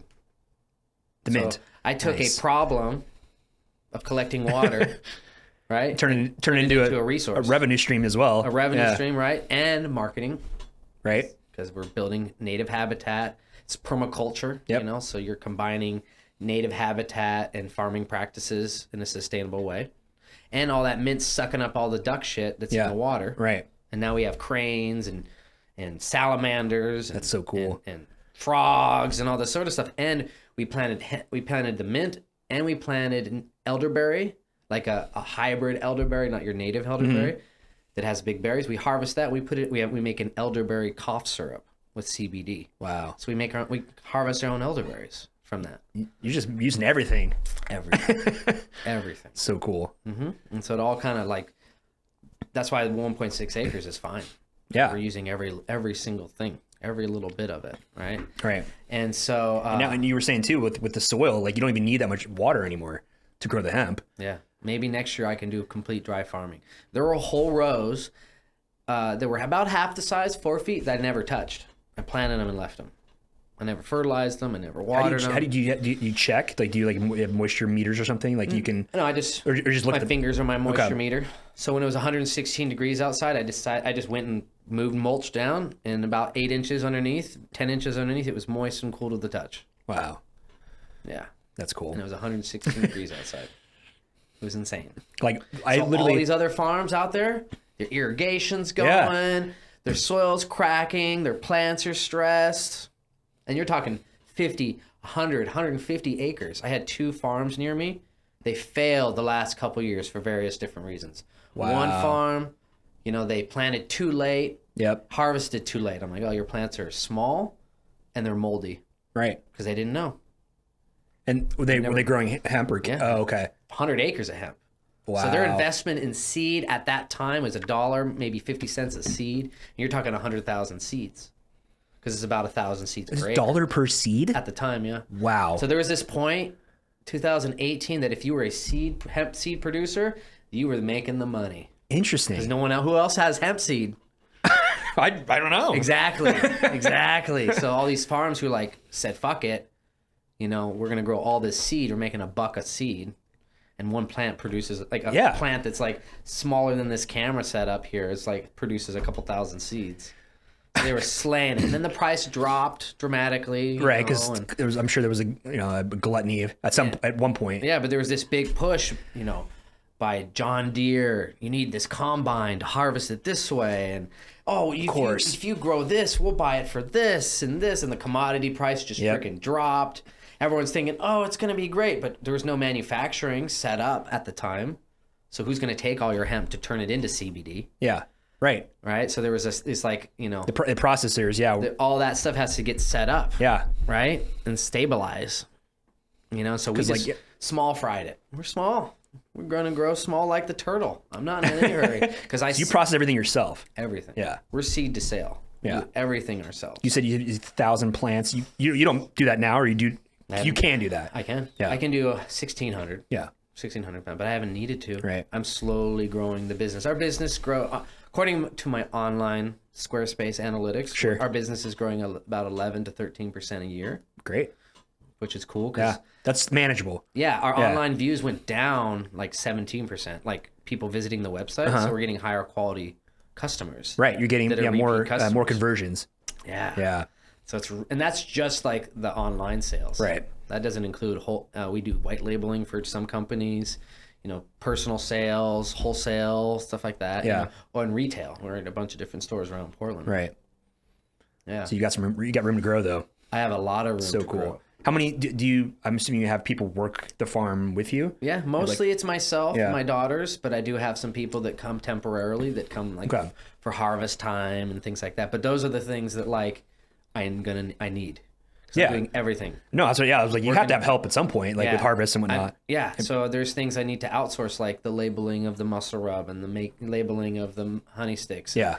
But I'm particular about formulation. I want to be able to train someone really well. Right. That's passionate. Yeah. That's not just like, oh, I want to go work on a weed farm.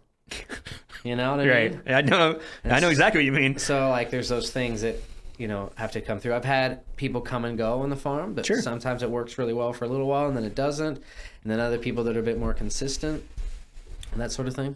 Have you seen any issues with there's a lot of talk about the labor shortage and stuff, and it sounds like you don't need a ton of help, but have you seen any issues with or difficulty finding folks? No, it's just the quality of folks. Yeah.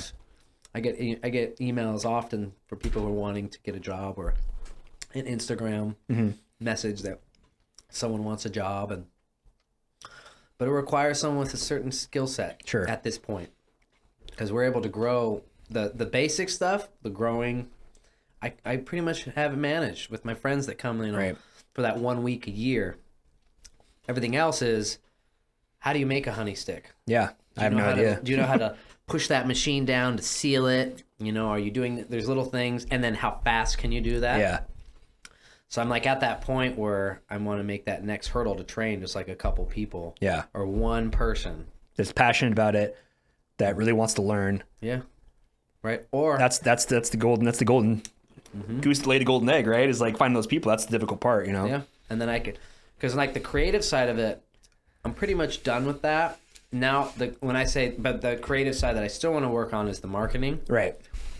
Getting out there more, doing pop-ups. Yeah. Or someone else is on the farm managing, trimming, packaging, things like that. Yeah. And the marketing is something that I'm, really curious about with your business, right? Because you do so many awesome things. There's everything. I'm thinking about the show Clarkson's Farm on Amazon. I don't know if you saw that or not, but it's just really cool. Everything he did with the sheeps, he made honey candles. He did bees. He did all the stuff you're talking about. All that. And it was fun to watch. Yeah. And most people don't realize what goes into that. They don't understand farming. They just don't know. But it's actually really cool, and it's very awesome watching someone with so much passion do all these things. Mm-hmm. So I'm just there's so many stories you can tell, right? Through marketing. It's almost overwhelming to think about everything you can do. That's all cool. One of the things I want to do is have cameras set up so I can tell people, and have more of a YouTube, Instagram video. Right.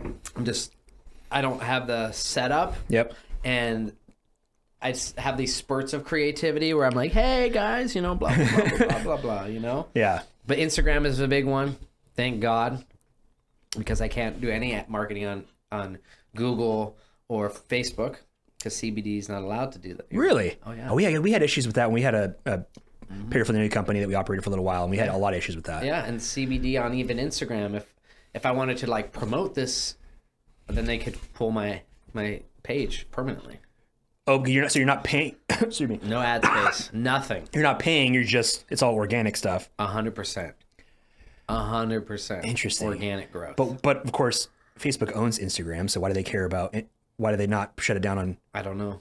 And you can still go on Facebook Marketplace and see CBD products. Of course. Now, I had another company called Deebly. They focus on CBD marketing, and they can help with that. So, if you visit our website, then the ad can kind of follow you to other websites. We'll be up in the top bar. Oh, right. Yeah. There's a sidebar, that sort of stuff. And so that's actually the cookies or whatever. It kind of follows you. Yeah. I just learned about that last week.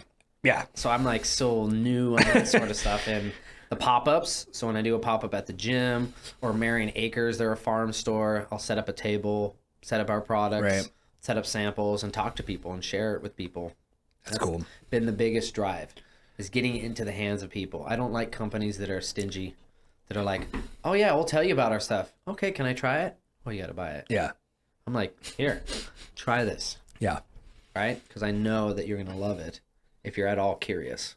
We try to do that with our product. It's more difficult because you have to have like hoses and stuff to set it up and stuff. But what we did was we with our partner, we said, okay, we have what's called like a basic kit.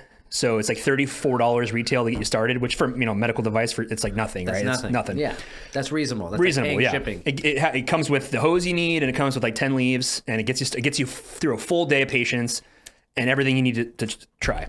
Mm-hmm. And so we said, okay, well, our manufacturer gave us a pretty sweet deal on that SKU to like make it, with the idea being like make this as cheap as possible so you can get it out there. So what we did was we went to the partner, our distribution partner, and we said, hey, look, we'll sell you a sample kit. So different. We have a basic kit SKU, and then we have a sample kit SKU, and it's basically the same thing. But we said, okay, look, as long as you don't like just buy sample kits, you have to buy a little bit of both, right? We'll sell you the sample kit for like 40% off, and then you guys can give it away, or you can sell it for if you want to get your cost back, sell it for $4.99 or whatever. They just give it away. Yeah, and that was huge. Yeah, makes a big difference. Yeah. Right?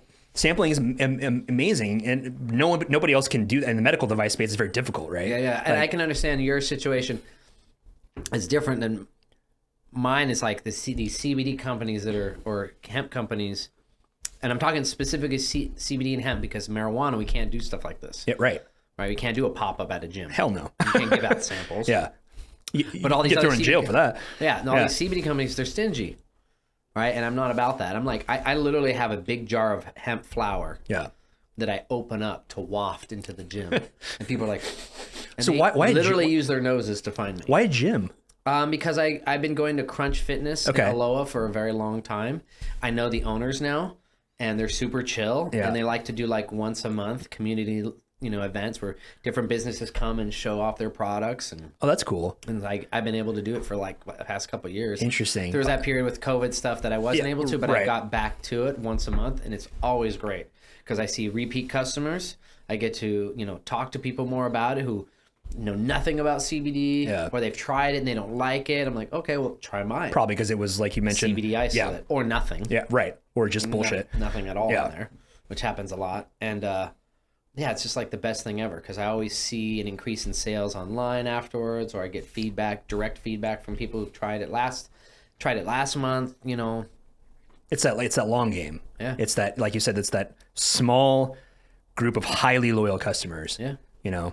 And that can give you repeat business, right? Like our product is a single use, a disposable product, right? So we're talking every patient, right? So we don't like if we had the whole dental market. I mean, I'd have a yacht somewhere. Yeah. Maybe someday, but right now we're seeing like not everybody who tries it sticks with it, but a high percentage of people are like, wow, this is great. What percentage? What's like the percentage of? So I want to out of every 10 client.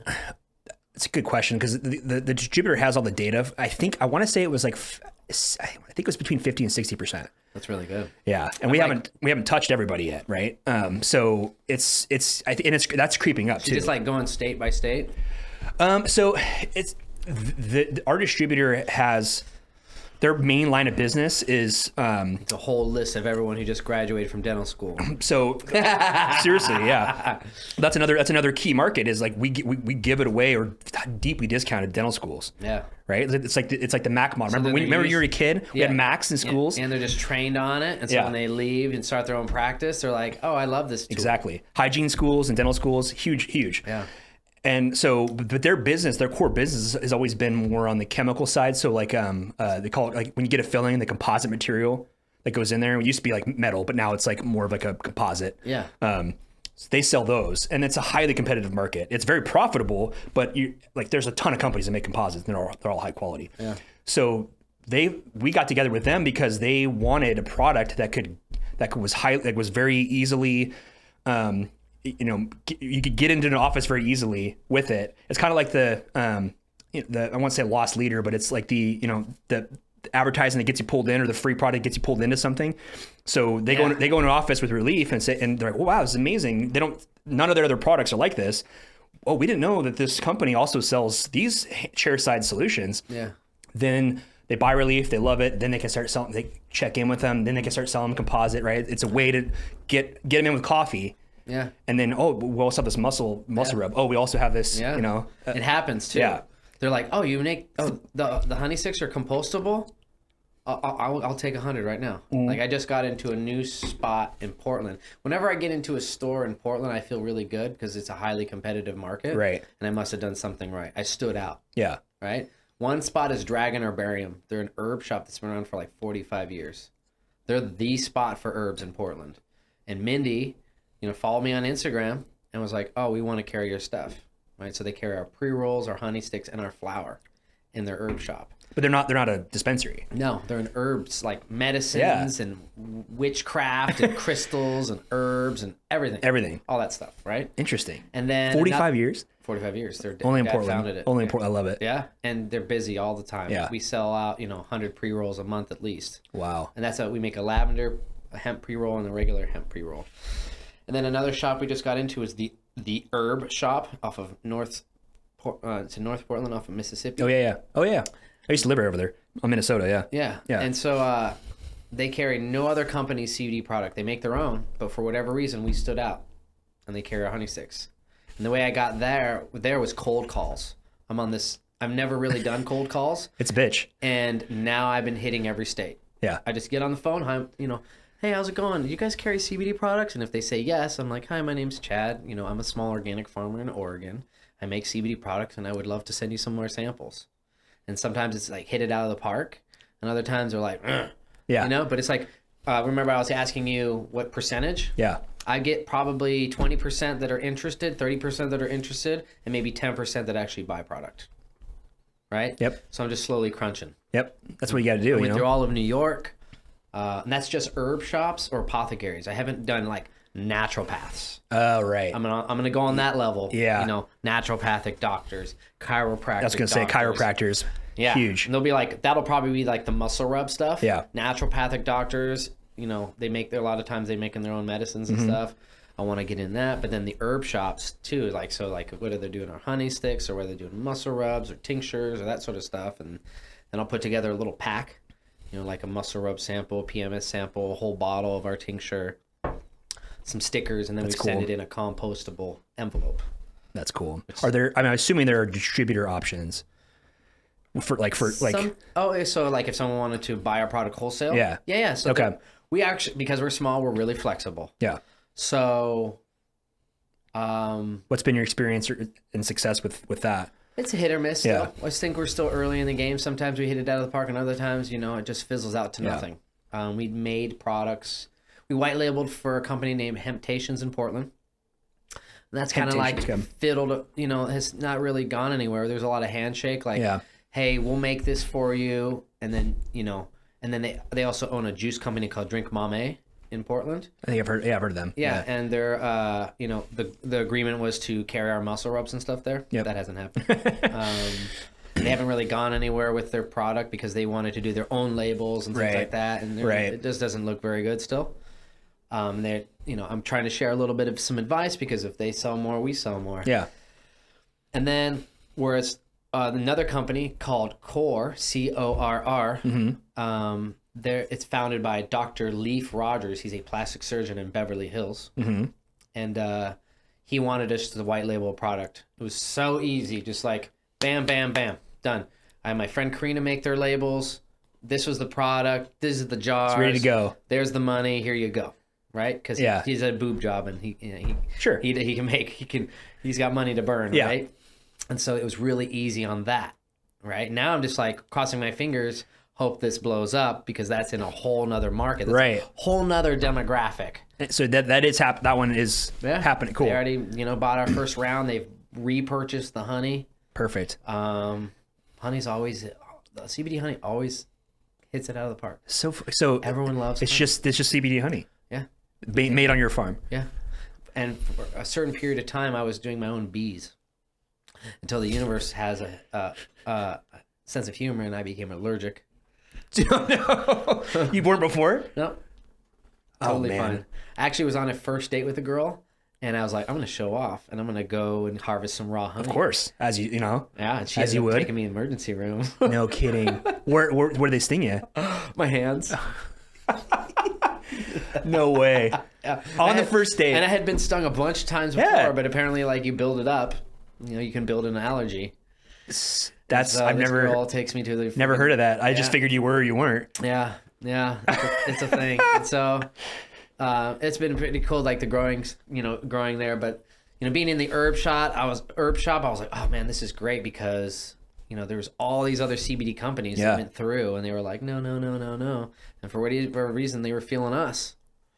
And so I'm just slowly doing these cold calls everywhere, and just trying to get traction with that, increase that volume, because we already got that sound product, sound sourcing, everything's pretty perfect. We grow or source some of our own medicinal mushrooms, things like that. That's cool. Yeah. I love the story. Yeah, it's pretty cool. Man. And I know Hari from when he first kind of started Relief. Yeah. One of my investors, one of my friends, he was a dentist, and he was one of Hari's, first people to try. I don't know, maybe one of the first people. That's cool. To try out Relief. Many moons ago. Probably like 6 years ago. Yeah. Now, 7 years ago. Yeah, it would have been 2015. Yeah, it would have been the first iteration that I saw, which of the product, which it looks similar, but it's completely different design. Yeah. So you when did you start in cannabis in this industry? 2004. Yeah. I mean, that was black market for most of it. Sure, of course. Yeah. Worked at a grow shop. We were the first grow shop in Oregon that we know of to actually openly talk about how to grow and cultivate cannabis if you had a marijuana license or a medical marijuana license at the time. Yeah. So that gave us an edge. Gave me all the experience I needed, and foreshadowing. Watching the hemp or marijuana space grow allows me to foreshadow where the hemp space is going to go. Right. And you had asked, where do we see ourselves, right? Yeah. I want to be in every state. Of course. I want to be, in different countries, right? Yep. I want to focus on naturopaths, herb shops, apothecaries, with dispensaries secondary. Yeah. I like that. I think that's a very good way to look at it, because I think it's the market. Any market you want to look at what's the best, like the easiest way to disrupt and the fastest way to disrupt things. Yeah. I think it's that. Yeah. Because dispensaries, I think are it's going to be always a challenge to stand out. Yeah. Inside a dispensary, no matter what. Unless you have a ton of money. Yeah. And if a naturopathic doctor or chiropractic doctor wants to carry my stuff, then they believe it works. Yeah. And they're going to always tell their customers, their clients, hey, this is going to help. This is going to help. This is going to help. And then we can help. Well, it's your product's being recommended by a physician type of person, right? Like that's the best recommendation you can get. It's almost secondary to you recommending it yourself, right? As the actual person who creates it. Yeah, and I'm just a farmer. Yeah. So having someone with like a medical degree or medical background sees that benefits. It's a trip too, is most doctors, most naturopaths don't know shit about weed. I'm not surprised. They don't. Yeah. It's just not part of their realm. Right. And it's just like baffling to me because they're asking me questions. I'm like, you're the one who went to medical school. But medical degrees, they avoided the endocrine system to some degree because of its close association with cannabinoids, the endocannabinoids. Right. Things like that. There was a lot that just kind of got skipped over when it comes to cannabis and how it reacts.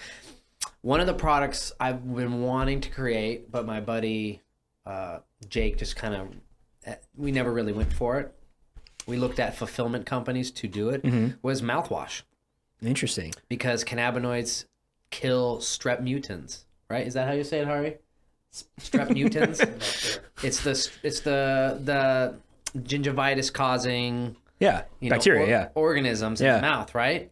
Terpenes kill it. Cannabinoids kill it.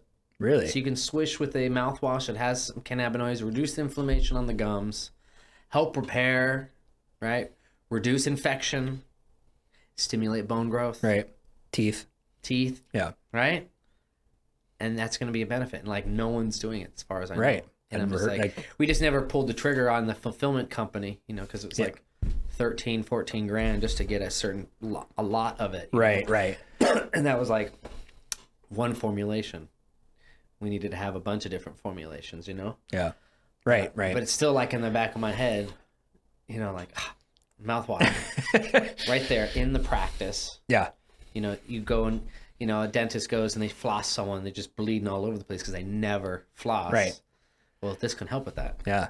This helps reduce that part of it, or helps heal that. Sky's the limit. Exactly. That's cool. It's just I'm not at a level in my commercial kitchen to manufacture something like that. Yeah. It's got to be sterile. Right. And there's always, with any business, there's always a challenge of like having too many product lines or getting stretched too thin. Yeah. Like that can be, you know, more of a curse than a blessing, especially starting out, right? Because you're trying to figure out what's working, right? Like you're trying to give the people who like you and your product as many options as possible. Yeah. So I started with a coconut oil based tincture. Mm-hmm. Now we call it an elixir now, because by definition a tincture is like multiple herbs and an alcohol. Okay. An elixir can be an herbal infusion. Ours is coconut oil based with reishi mushroom. Interesting. Reishi is anti-inflammatory, antiviral, supports the immune system. Similar to cannabinoids, works on a different layer of the endocrine system. We made a muscle rub it on anything that hurts. We made a happy PMS. It's a PMS product that's specific for a woman's. What form does it come in? It's in a rub. Okay. As well too, and they use it around their cycle, lower stomach, lower back, and then honey sticks, and that's where we started. Yeah. Now we have all those products. I have an immune support, which is a triple mushroom, alcohol-based honey, whiskey and honey. It has 3 mushrooms: chaga, reishi, turkey tail. All of those mushrooms have been shown to be antiviral. Yeah. Right? Anti-cancerous. This is what? This is like a honey or? Immune support. No, I mean, like, what does it come like? Alcohol, so whiskey, water, and honey are the basic ingredients. Okay. All local. Do you drink it or do you? It's in a tincture form, but I also have it in a spray bottle. Got it. Okay. To make it more convenient, because I always try to listen, like, what's the feedback you get from clients or customers? And the question is, how much do I use? Right. And I can say, oh, it's 1 squeeze of the dropper, and that's a full serving. Nah, fuck that. I put it in a sprayer. So it's like Banaka, kind of like, yeah. It's easy to use. Yeah. Spray. Done. Right. Not like, you know what I mean? Like, it's a little different. Yeah. So like, let's make this flow easier for people. Do your customers just do it directly, or do they put it in things or on things? Sometimes. If I'm at the gym, I'll put it in drinks for someone to drink. Yeah. Some people are cool with the coconut oil cannabis taste, right? Because it does have that kind of cannabis flavor. Because it's a full spectrum. Sure. It's gonna smell like weed. Yeah. Taste like weed. Right. Or hemp. And that one's a little different. Now the immune support has less CBD. It's more of a mushroom focused product. Okay. Right. So a little less on the 250 milligrams hemp, versus the hemp flavoring and smell. Almost none. Okay. Like, you're not going to notice at all. And that's in the spray? That's in the spray. Then we have an elderberry syrup. It's also a spray. Okay. That's more of a licorice, elderberry, echinacea, whiskey, honey base, right? I hate licorice, but people love licorice. So that's cool. That works for them. I had a cocktail last night at the restaurant. It was like a black apple absinthe. Yeah, I love it. it was like a wash, right? But it's crazy.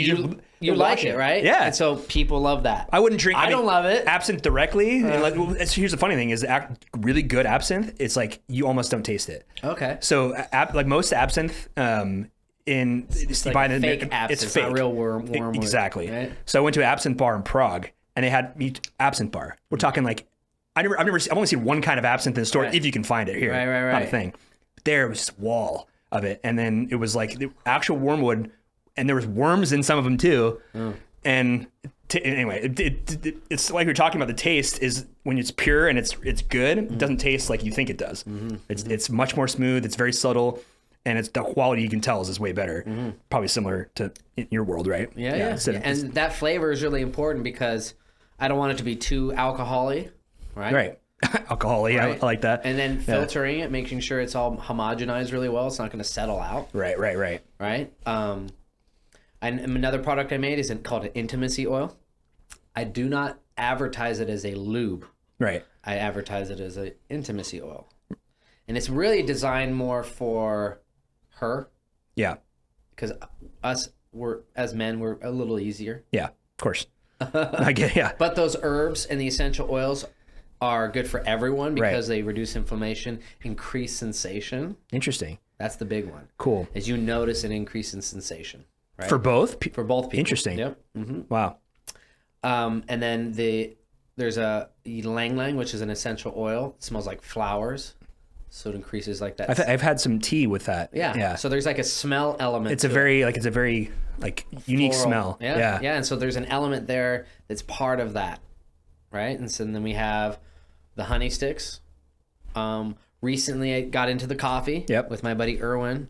You know. That's cool. 'Cause everyone loves coffee. Yeah. And then soap. Soap is the last kind of like still playing around. Yeah. With. Because I raise the hogs, and so we make soap from our hogs, from the lard. So inside the rib cage, you have high quality fat. That's lard. That's original soap. You know, everyone in the world, you know, that had pigs made lard-based soap. Right. And so interesting. Yeah. Because when cooled down and mixed, like the fat congeals, and it creates that kind of like that binding. Yeah, but then you want to use a lye. Right.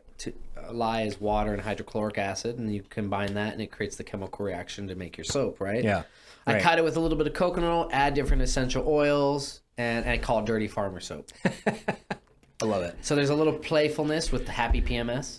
And Dirty Farmer. Dirty Farmer Soap. Women are always like chuckle a little bit with the Happy PMS. Right. And like that means that to me is a good flow. Yeah. If it's flowing that way, it's good. Yeah. It's good on the marketing, good on the product. You know, if there's any like, I reevaluate. Yeah. You know what I mean? Yeah. That's why I like the droppers. There's a little resistance there. We're going to move to a sprayer. Right. So there's no resistance. Yeah. So anyone can take this and go, I know how this works. Right? Especially it's easy. In the intimacy oil too. It's a smaller bottle. Yeah. If you're naked in bed, you don't want to go and, hold on, let me, I just spilled it everywhere. Right? Yeah. Right? Eyedropper's not sexy. Now you just throw the leg over your shoulder and you go, good to go. That's awesome. So good. So that's where I'm at. The soap I'm still playing around with. I burned myself. Yeah. I fucked it up. I didn't realize, like, I'm still learning a lot. But I wanted to utilize this stuff like the lard. I have tons, I have lard. Right. I make 36 bars of soap per hog. Okay. Wow. And I get meat. Yep. Right? For myself, and I get the manure and all these other things, or I get an opportunity to barter with other people. Right. And the soap I'm still playing around with, I didn't realize, like, you need to be glass and stainless steel. One time I used a stock pot, you know, like those camping stock pots? Mm-hmm. Yeah. Black and have like little speckles in them? Yep. Well, it turned the soap purple. And I was like, oh, that's definitely, the hydrochloric acid is definitely chemical reacting with that. For sure. Or like I didn't, it wants to, what's it called? When you add the lye together with the fat, what's the term? As it's chemical reacting, it starts to like, if you put a spoon in there, it starts to coat the spoon a certain way. Yeah. And it's a timing thing. From the time it finishes that chemical reaction, you add your smells, your essential oils, to pouring it into your molds.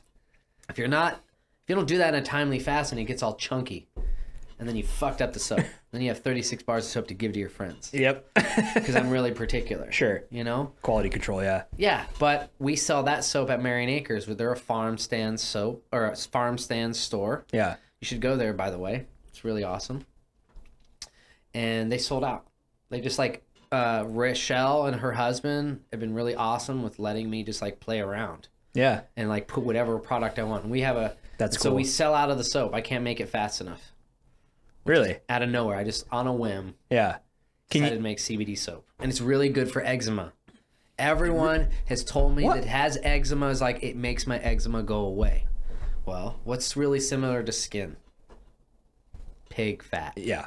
It has all the nutrients that your body needs.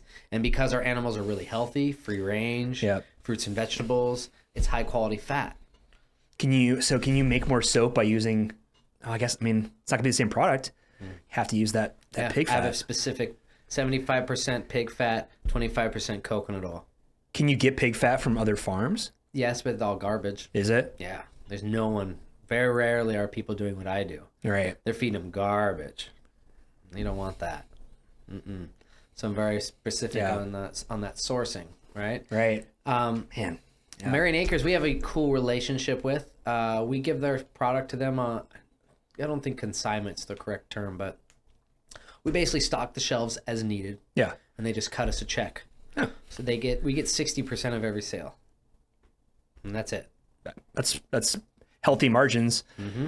Yeah. Yeah, it's like in between wholesale. Do you set the price, or they do? Oh, we set the price. Okay. We negotiated the price, and then they're like, cool, whatever. Yeah. Like, that's just how it works. It's selling at that price. They're in this like unique spot where like all these people coming from Intel and Nike and Adidas are coming through, and they have their, you know, their homes out in the farmland, and they're passing by, and they're like, oh yeah, I'll pull out my Amex card. Yeah. Every time. How funny is that, right? It's an interesting demographic. It's super interesting. It's a totally different place. Yeah. Like, I mean, like, there all those campuses, and then like 5-6 miles is farmland. Yeah. Yeah. And all those people are fucking hustling. And they're making 6 figures easily. Yeah. Sometimes. So they come in, and I'll do a pop-up, and they'll buy like a muscle rub, a tincture. They'll drop $100. Oh, yeah. Easily. Yeah. And so it's really cool marketing there. Like, the demographic is totally different at the gym, you know? And then there's a demographic that's at the Marion Acres. And so it's like, so man, just like, I'm just thinking like for all those tech companies in Silicon Valley and stuff. I don't know, like, dude, I'm sure they have some sort of like store or whatever, but products like this from Oregon and stuff, like they eat that up. I want to. Yeah. I'm trying. Yeah. This is only so much time for No, me. I know. Yeah. You're doing everything. I want to. And connecting with those people to be able to do that. Because I'm just like, I know. You know, I want to be at that Oregon made store or whatever. Right. It may be, but we continue to grow at Marion Acres. Yeah. She's like, any product you make, Chad, you can stock in our store. That's our relationship. So it's kind of cool. Yeah. You know, super cool. So I have this whole shelf, you know, and people love it. And there's only one other CBD company they have, and our products really don't cross over. Yeah. They do like gummies. You got pretty unique products, which is cool. Yeah. Sleep stuff. You're not doing the traditional stuff. Yeah. There's a little bit that's similar. Coffee. There's not a lot of coffee companies out there. Yeah. That are manufacturing how we're manufacturing with the CBD stuff. They're usually more expensive with the lower milligrams. Right. And they're full of plastic packaging. Of course. And that's what this is? This is no. Oh, okay. I wish. I thought that's what you said. All right. No, I wish. This is Hari's though, so next time he can do a CBD coffee for sure, and you'll start to feel really relaxed. Right. And then we'll have a nap session. But it's kind of cool because it's like I've had this unique opportunity to be really creative. Yeah. Now it's pretty solid. My friend Karina, she's the one who does all our label work, and she used to work for a lot of big companies, and so she like knows everything, the regulation, the FDA, Oregon law.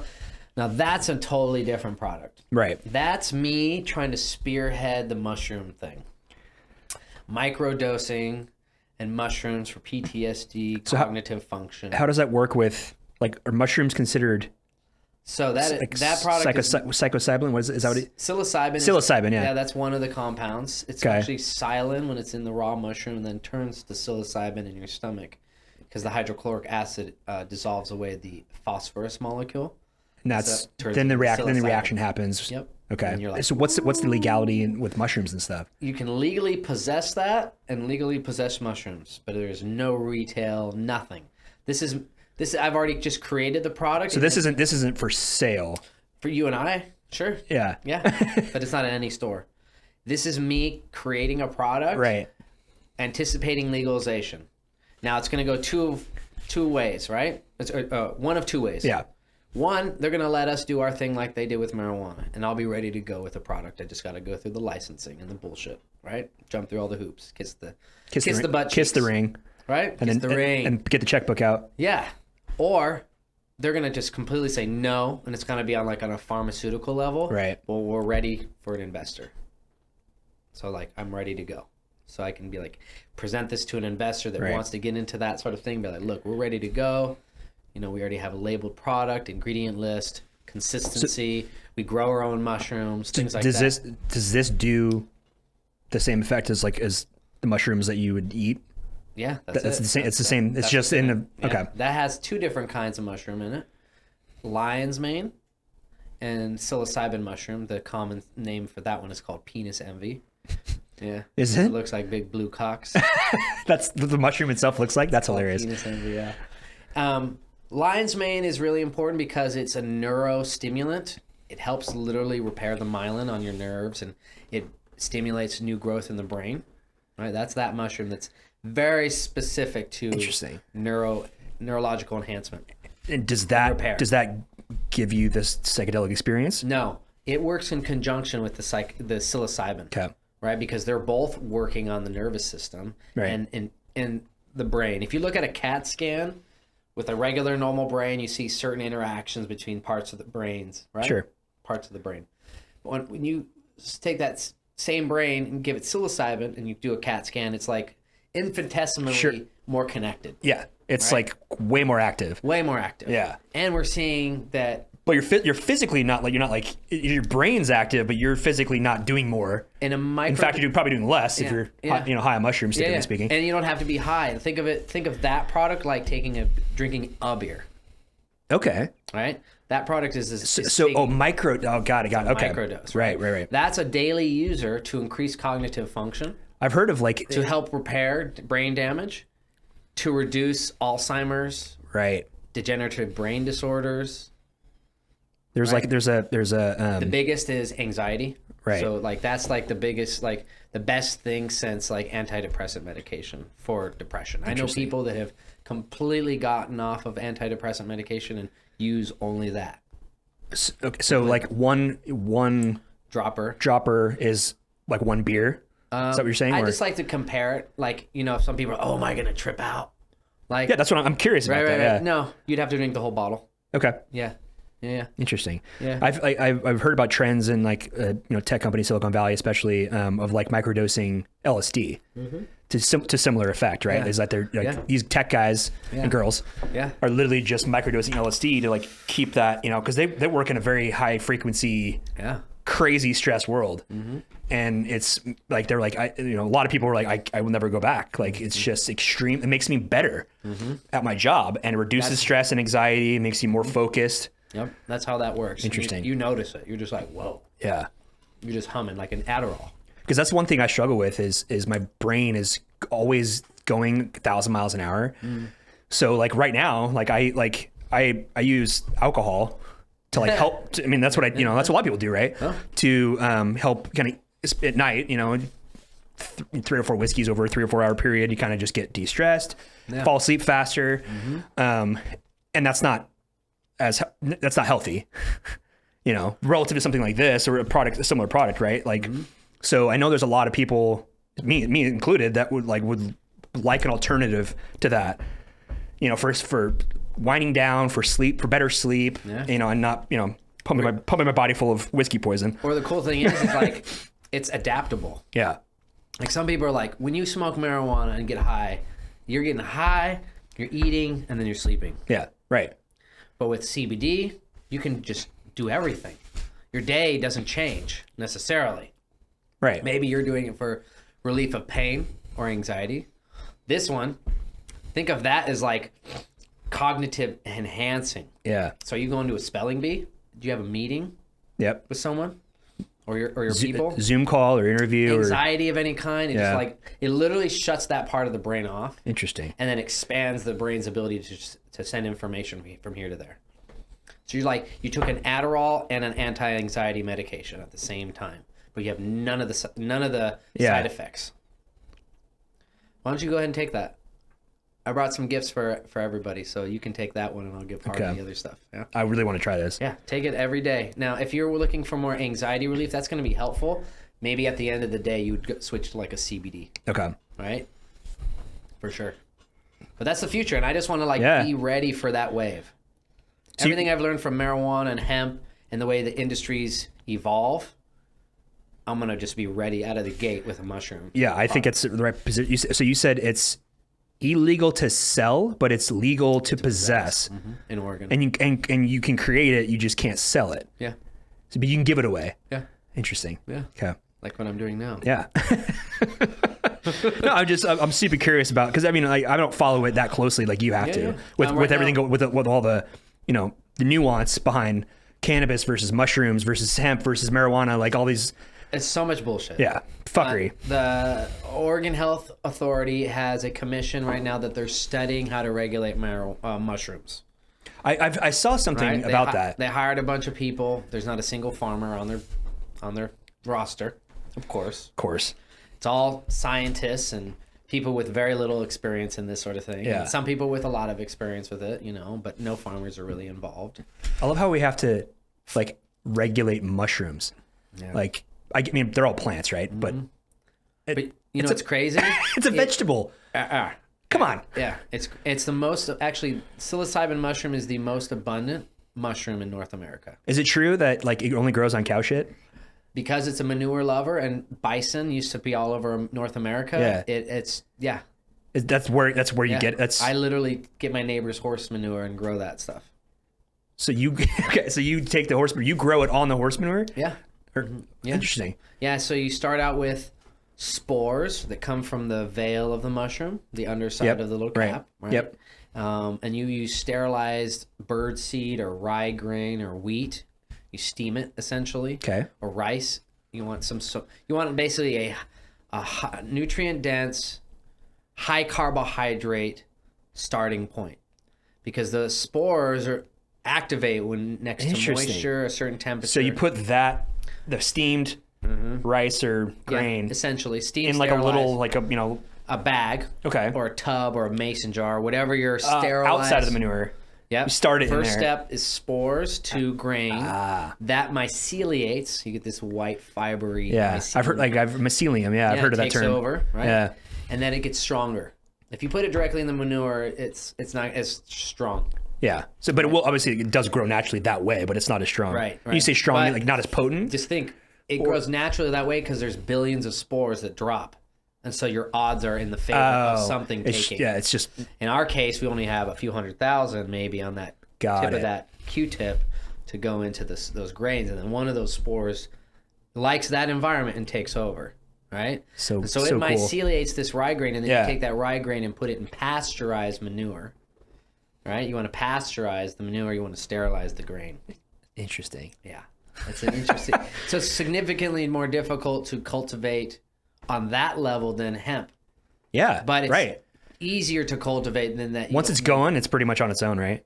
Well, that you don't need lighting, things like that for like indoor cultivation of marijuana or hemp, things like that. But once it hits that manure, if you've done everything right, we have it in tubs or in outdoor flushes. Yep. It myceliates that, and then when it's ready, it goes. So cool. Yeah. So it's like it's in it, like myceliating for a while, and then it pops up. Yeah. Depending on your temperature, the time of the year, the type of manure, the type of mushroom, it takes X time. But I have made part of the reason why I made this product is so many people asked me, hey, can you get mushrooms? Hey, can you get mushrooms? Hey, can you get mushrooms? Right? I've got friends. I was like, hey, well, does Hari have any mushrooms? Yeah, that's so I'm just getting ahead of the game on this one, getting ahead of the curve on this one, right? Learning everything I needed to know from the hemp thing, That label would pass FDA, standard. Sure. These statements have please consult your physician before. These statements have been evaluated as nutrition facts on like state, federal level. It's like would meet all those normal label requirements. Now it's just like, how are we going to regulate it? And I just how it just says mushroom extract. Yeah, that's the ingredients. Yeah, so it's what it is. And again, it's the whiskey base because certain compounds come out in an alcohol soluble or alcohol soluble, and others are water soluble. So you get like you get white whiskey, you get moonshine basically. No, I get. Or is it? I get a local whiskey from. Is it aged already? Longbottom. In Hillsborough. Is it aged or is it white? I get aged. Interesting. Okay. Yeah, because I think that whiskey flavor is part of that. That's cool. It helps mask that sort of. Yeah. And you don't need like a ton of it. No. Yeah. Yeah, it's like a certain part whiskey, certain part water, certain part honey, and then any other ingredients. So you can see that the elderberry syrup, that and the immune support are kind of the same base: whiskey, water, honey, and then the ingredients. Right? Because those properties are very soluble, and the honey is there to like make it taste better. Yeah. No, I get it. Yeah. And it's raw honey, so it's going to be good for allergies too. And we get it locally and all that sort of stuff. Yeah. That's so cool. Yeah. So you're ready to go. I'm ready to rumble. Everyone always refers to like Michael Pollan, because he's like helped rebirth the popularity of psilocybin mushroom, but there's other people who have been working in that space like Paul Stamets for many years. They're just more obscure because they're mycologists. Right.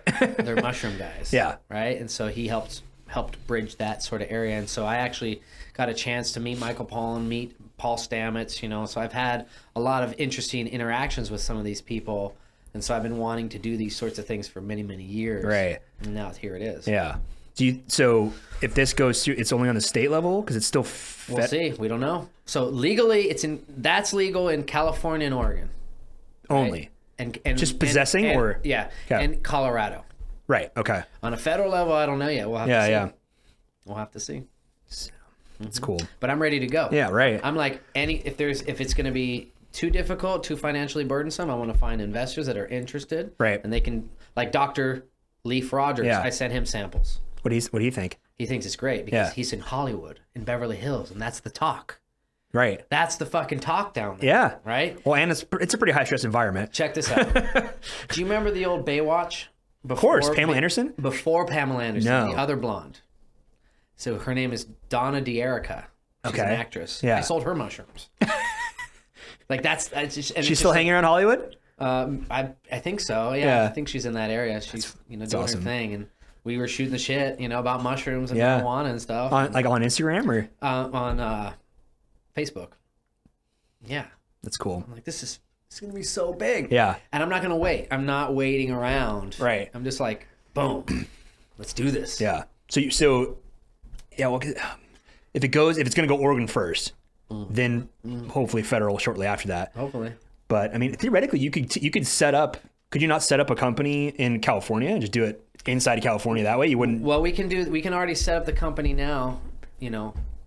As is. But you can't transfer it across state lines. But you just set it up in California and just do it there. So far, I can just hand it to you. Right. And that's it. Yeah. Technically. Yeah. Right. But what's happening? Right now, what's happening in California is even bigger than Oregon. So right now, you can go to almost any liquor store and they have mushroom chocolate bars. Psilocybin? Yeah. So unlike the cannabis space where it was dispensaries and only, they're just going crazy in California, all over LA, Hollywood. So they can sell it there. No, they're just doing it. They're just doing it. They're just doing it. No one cares. Because right now is the sweet zone. Yeah. Police are preoccupied with this over here. Yeah, police don't care. Right? Yeah. And there's mushrooms are over here. Right. They're just going crazy with it. Interesting. They're doing it. There's a chocolate bar right now. It has Super Mario Brothers on it. Yeah. That's a 12-serving mushroom chocolate bar. Because Super Mario Bros., the mushrooms. Yeah. It talks about being careful, be in a safe space, take one little square for a microdose or this many squares for a journey. It's at a fucking Quickie Mart. No. That's dead serious, man. That's cool. All over Southern California. Interesting. Yeah. It's already there. Now it's just a matter of dragging it into the fucking legal realm. Right. Mm-hmm. But you'd have to set it up down there. You wouldn't want to risk driving it. Here.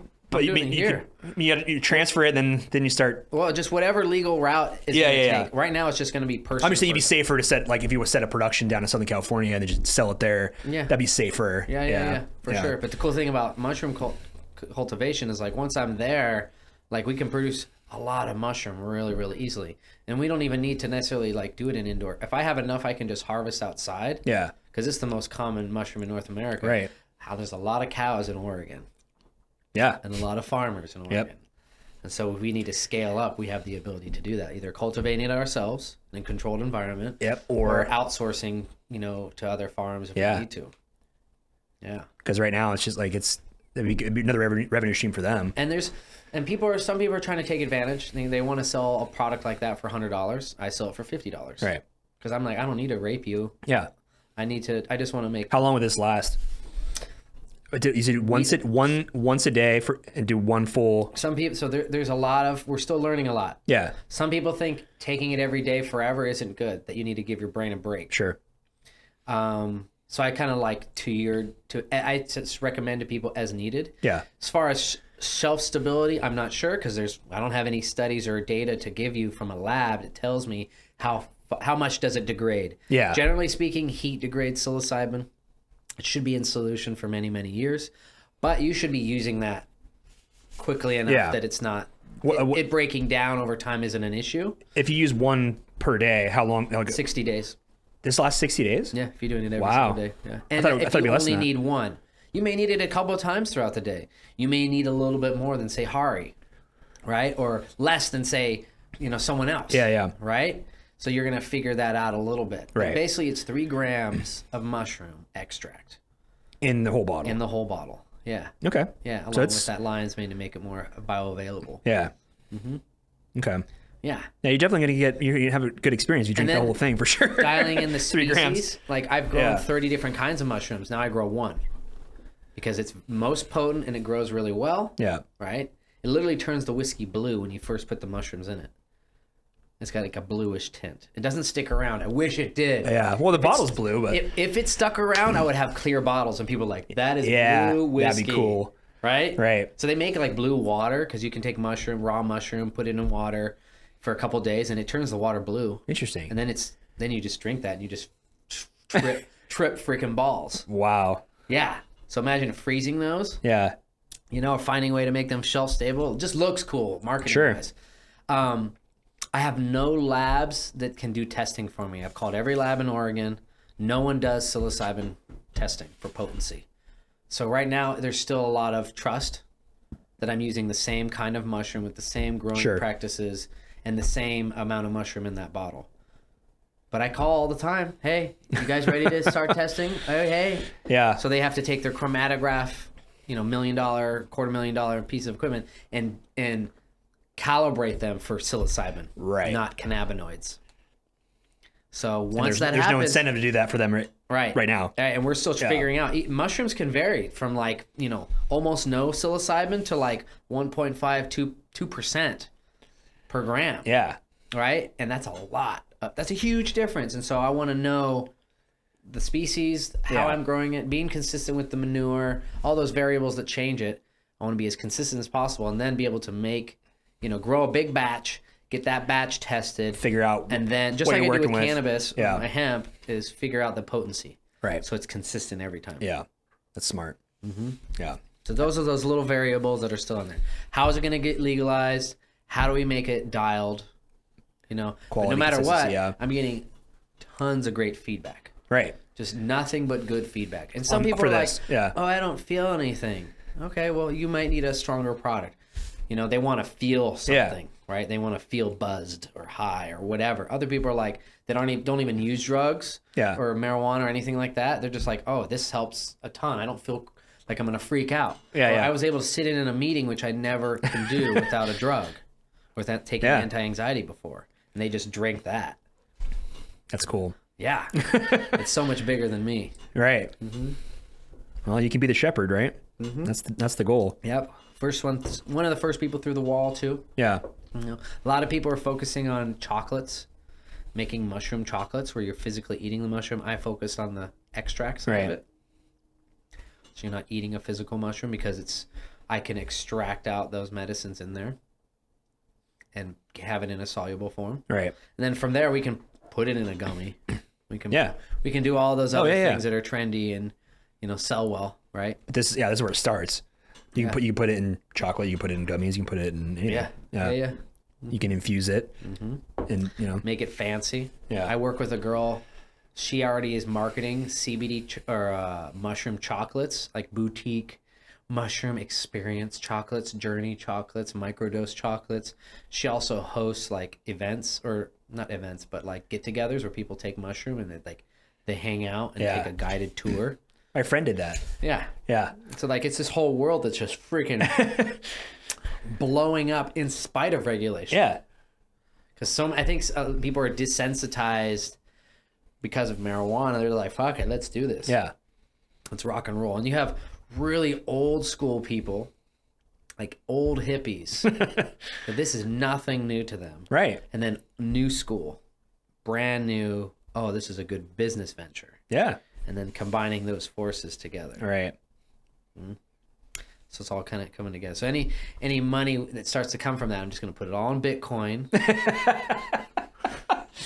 Oh, man. Bitcoin and Ethereum. Crypto's a whole nother conversation, right? I know. Yeah. This is my first year getting crypto. Yeah, me too. Yeah. Me too. They say, 13% of Americans have crypto. 50% of all those people were the first time owning this year. Yeah. And it's supposed to double by next year. I believe it. Yeah. I'm mostly heavily invested in Ethereum versus Bitcoin. I think it's like more stable. Yeah. Also there's more value added products that are built on Ethereum. Yeah. And the NFTs, the smart contracts, and then Chainlink, because it uses Ethereum. Right. And the smart contracts, I think Ethereum or Chainlink will follow with Ethereum. Yeah. I bought mostly like, I think I want to say like as far as my investment portfolio, it's like maybe 7 or 8% crypto, something like that. Mm-hmm. I think that I don't want to really go above 10, unless it happens naturally with it growing. But I put in most of it in Ethereum, and then like the rest of it, I kind of spread across like everything, like all the top, like the top 7, I think it's like Cardano. Then there's like, there's obviously Chainlink. Bitcoin. Yeah. That one. Yeah. There's one that starts with the T. I literally just did this like 2 weeks ago as far as the other ones. Yeah. And those are all going like, like I have like my Coinbase. I get a ping like every day. It's like, oh, Litecoin is up, 12%. Right. Next day, Litecoin's down 10%. Yeah, I think that's good for all the day trader coin day traders. Yeah, I don't day trade it. Yeah. For those people, I think it's really good for them taking the garbage coin, as it's called sometimes, and just like being on it like at 2 or 3 in the morning. Oh yeah. Like, Well, it's not like the market. Yeah. It's always on. Yeah, it's always moving. And you can like in the morning you can buy, and then in the evening you can sell, and then you make that margin in like one day. Yeah. People do it like they need this because that sounds high stress. I agree. Yeah, I agree. And I want to find avenues into that tech world. Yeah, just slowly getting that sort of stuff in there, because if it's a cognitive enhancer and it reduces stress, right, you're going to think more clearly. And again, I use the Adderall reference because I think it's a really, really good comparison. When you've tried it, you're like, oh my God, I feel energized like an Adderall, but I can still eat food and sleep. It's important. I don't feel like as methed out. Right. Yeah, true. It's interesting. With how COVID changed the way people live and work. It's interesting to think, like a lot of people are working remotely now. Everything, yeah. Right. So like, I mean, I have to believe, at least, not really, I'm a bad example because we kind of, Ari and I kind of do whatever we want. But if you like work remotely for a company, it's got to be a little bit more stressful to like, you want to, like, people who want to do a good job want to feel like they're being productive, and that has to be more of a challenge at home. If you're sitting in front of a computer for 8 hours, right? Like my buddy does it. He works for the state of Washington, and he's like he's like a case manager for like people with benefits and stuff. And like so, he's literally taking calls from desperate people trying to get benefits all day long. He's at home, right? He's got a young child. It's like that has to be challenging to like your kid's literally 15 feet away, but you can't really talk to them, interact with them, and you're what a distraction. Like, and that's just one example, right? Where all these people are just trying to run a household, have a family, but it's all right there. It's 15 feet away from them. At home, it's got to be more stress. Yeah, have to imagine. That was also the reason why it came out with those other immune supporting products, because people are becoming more aware of, I need to take health into my own hands. Right? Whether you're believer in COVID, not a believer, mask, no mask, any of that to me doesn't matter. Yeah. Everyone should be improving their immune system. Right. And I was like, well, these mushrooms have been shown, there's so much documentation going from back to like the 70s up until 2018. Yeah. In the context of pandemics. Talk about these mushrooms being better than vaccines and antibiotics. Like a whole. Really? Oh yeah, man. If you look into it, you're like, it's right there. It's been there the whole time. And they're very specific about RNA, DNA. Yeah. Right. Antibodies. Right. And then the compounds themselves killing viruses. Not even like what's your body doing when it gets this mushroom in its bloodstream, but what's the mushroom itself doing? And you're talking avian flu, HIV, herpes, COVID, all of it, slaying, just kicking ass on every level. All these different countries. Get my number and I'll forward you the information. There's it's one compendium. It's like the NIH. Right? Yep. They compiled all the mushroom research from like 1970 to 2018. And it's just offshoots of all these work these people do. But it's kind of like me. I'm biased. Yeah, of course. It's kind of like this is the future. But it's not. It doesn't sound like it's unclear. It sounds like it's pretty clear what they discovered. And I kind of feel like it's this. With marijuana, we had to be really careful. We had to be very specific. Yeah. In order to be taken seriously. Right. Because the establishment doesn't want that. Right? Yeah. So it took us being really dialed to push them out of the way and go, marijuana is better than ibuprofen or Vicodin. Right. Right? Now we're going to see, reishi mushroom is probably better than this vaccine. Or probably better. And that to me is like the future of medicine. Yeah. Right? This is the evolution of medicine, and they're going to keep fighting it and fighting it and fighting it because reishi mushroom's easy to grow. It's cheap. Yeah. It comes from wood byproduct. Can't get a patent on that. No, you lose billions and billions of dollars. And but you can't just go outright and say it, which is stupid. Yeah. But we're still moving forward with it, right? And so, anyway, with all the health stuff and all the things changing with COVID, with people working from home, some people recognizing that obesity is a bigger issue. Yeah. The number one killer is heart disease. We should probably be doing something about this. Yeah. Because inevitably it'll help with this over here. And like COVID, conspiracy theories aside. The fact of the matter is that most of the people in the ICU beds were obese. Yeah. Yeah. But we don't want to talk about that. No. Not a word about healthier. Yeah. Don't go McDonald's. Right. It's all like, I guess we get fuck it. Might as well talk. It's more like control. Yeah. No, like how do we get healthier? Yeah. And what are simple things that are antiviral? Right. Right. Get those in every person's hand. Like vitamin D. Did you listen to Joe Rogan? Yeah. So you know. I was literally gonna say about the vitamin D. Like that was huge. Like they're like massive vitamin D deficiencies. Yeah. I'm just like, holy crap. Yeah. This is so simple. Right. So simple. Get outside, put down the fork. Yeah. Yeah. Get outside, put down the fork. I think that the fact of the matter is the root, like, there is some, food addiction is a real thing, but also I think a lot of it is stress induced, meaning people get comfort from eating shit food because it tastes good. Yeah. And also there's sugars and that kind of stuff that are addictive. Yeah. But it's like alcohol or like another vice in that respect is like people eat because stress is the number one beginner of these things, right? Yeah. Like, stress at work, stress at family, stress with money, all these stresses in life. Then you eat and you eat too much, but then like you're unhappy because you eat, so you're still depressed, you eat more. It's kind of this vicious cycle, right? Right. And then your immune system's like, oh, I can't handle viruses. Right. Or I can't handle... There's the nutrient level, the amino acid, like all that stuff is super low. Yeah. So like when you get sick, you get really sick, and you can't fight anything off. Yeah. Do you know that vitamin D it regulates up to 5% of our human genome? So if you don't have vitamin D, up to 5% of your human genome isn't even operating correctly. Interesting. It's also fat soluble. So the fatter you are, the more obese you are. Then you need more. Right, because it's absorbed and it's not actually it's absorbed by the fat, not the rest of the body. It's compounded in the worst way. Interesting. Because the reason why your body's sucking in the vitamin D is because it wants to store it. Yeah. So that when you have a little bit of fat storage, you have nutrients like vitamin K, vitamin D, cannabinoids. Yeah. That's why there's like stored in your fat. There's a healthy, like, people, you see bodybuilders and stuff and like 5-6% body fat, and like that's not enough. Like like a healthy person has a healthy percentage of fat for that reason, right? That's what I tell my girl. Healthy, baby. That's right, man. It fuels the beast. That's right. It's hibernation for the winter. I don't have enough vitamin D in the winter. Yeah. Seriously, it's very interesting how I think COVID exposed a lot of that stuff, and I don't believe that the overweight people in the ICU and the vitamin D thing, that's not a theory. That's actual fact.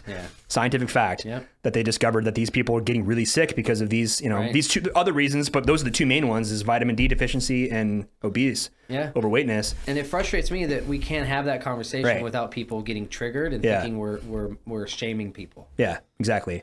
I'm like, no, man, this is a responsibility thing. Yeah. If it's very simple to distribute vitamin D to everyone in America, and you have this percentage of people less that die in the ICU, why aren't we doing it? It's so simple. Has there been any studies on the vaccine effectiveness with body weight?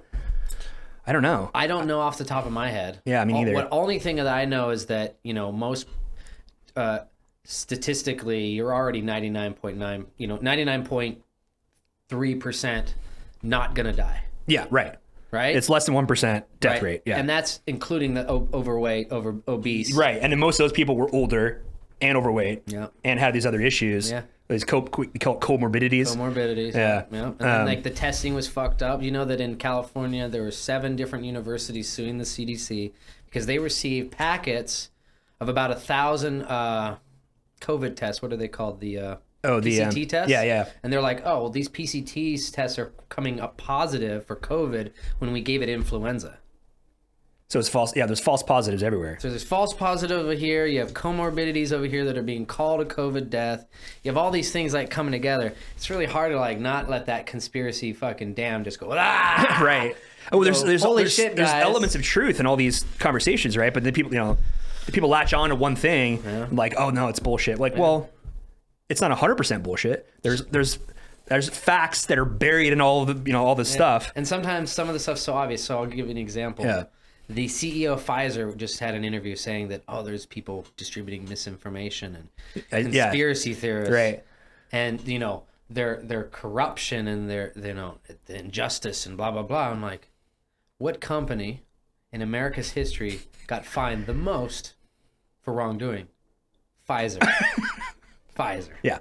Right? Right. For bribing doctors, for skewing studies. Like, you're literally just describing to me your bullshit. Yeah. But if I talk about mushrooms being effective against viruses, I'm the conspiracy theorist. Right. I'm the dangerous one. I'm the bad one. Well, because you're a threat to them. Yeah. Yeah. Big time. Yeah. I actually did a post recently, like, Pfizer, we're coming for your bottom line. Right. Because in every state, as I described, that marijuana is legalized, you have a drop in the use of drugs and the deaths associated with that.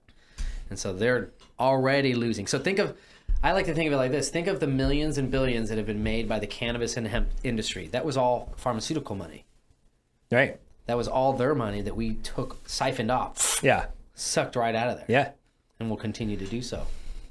Right? And so I feel like there's like this doubling down of the fear-mongering. Of course. Right? The pushing of the vaccines, the pushing of this sort of stuff. But there's no like talk about being responsible for what you put in your face. Yep. Right? And to say, oh, well, there's food deserts and stuff like that. I was like, yeah, but this is America. Yeah.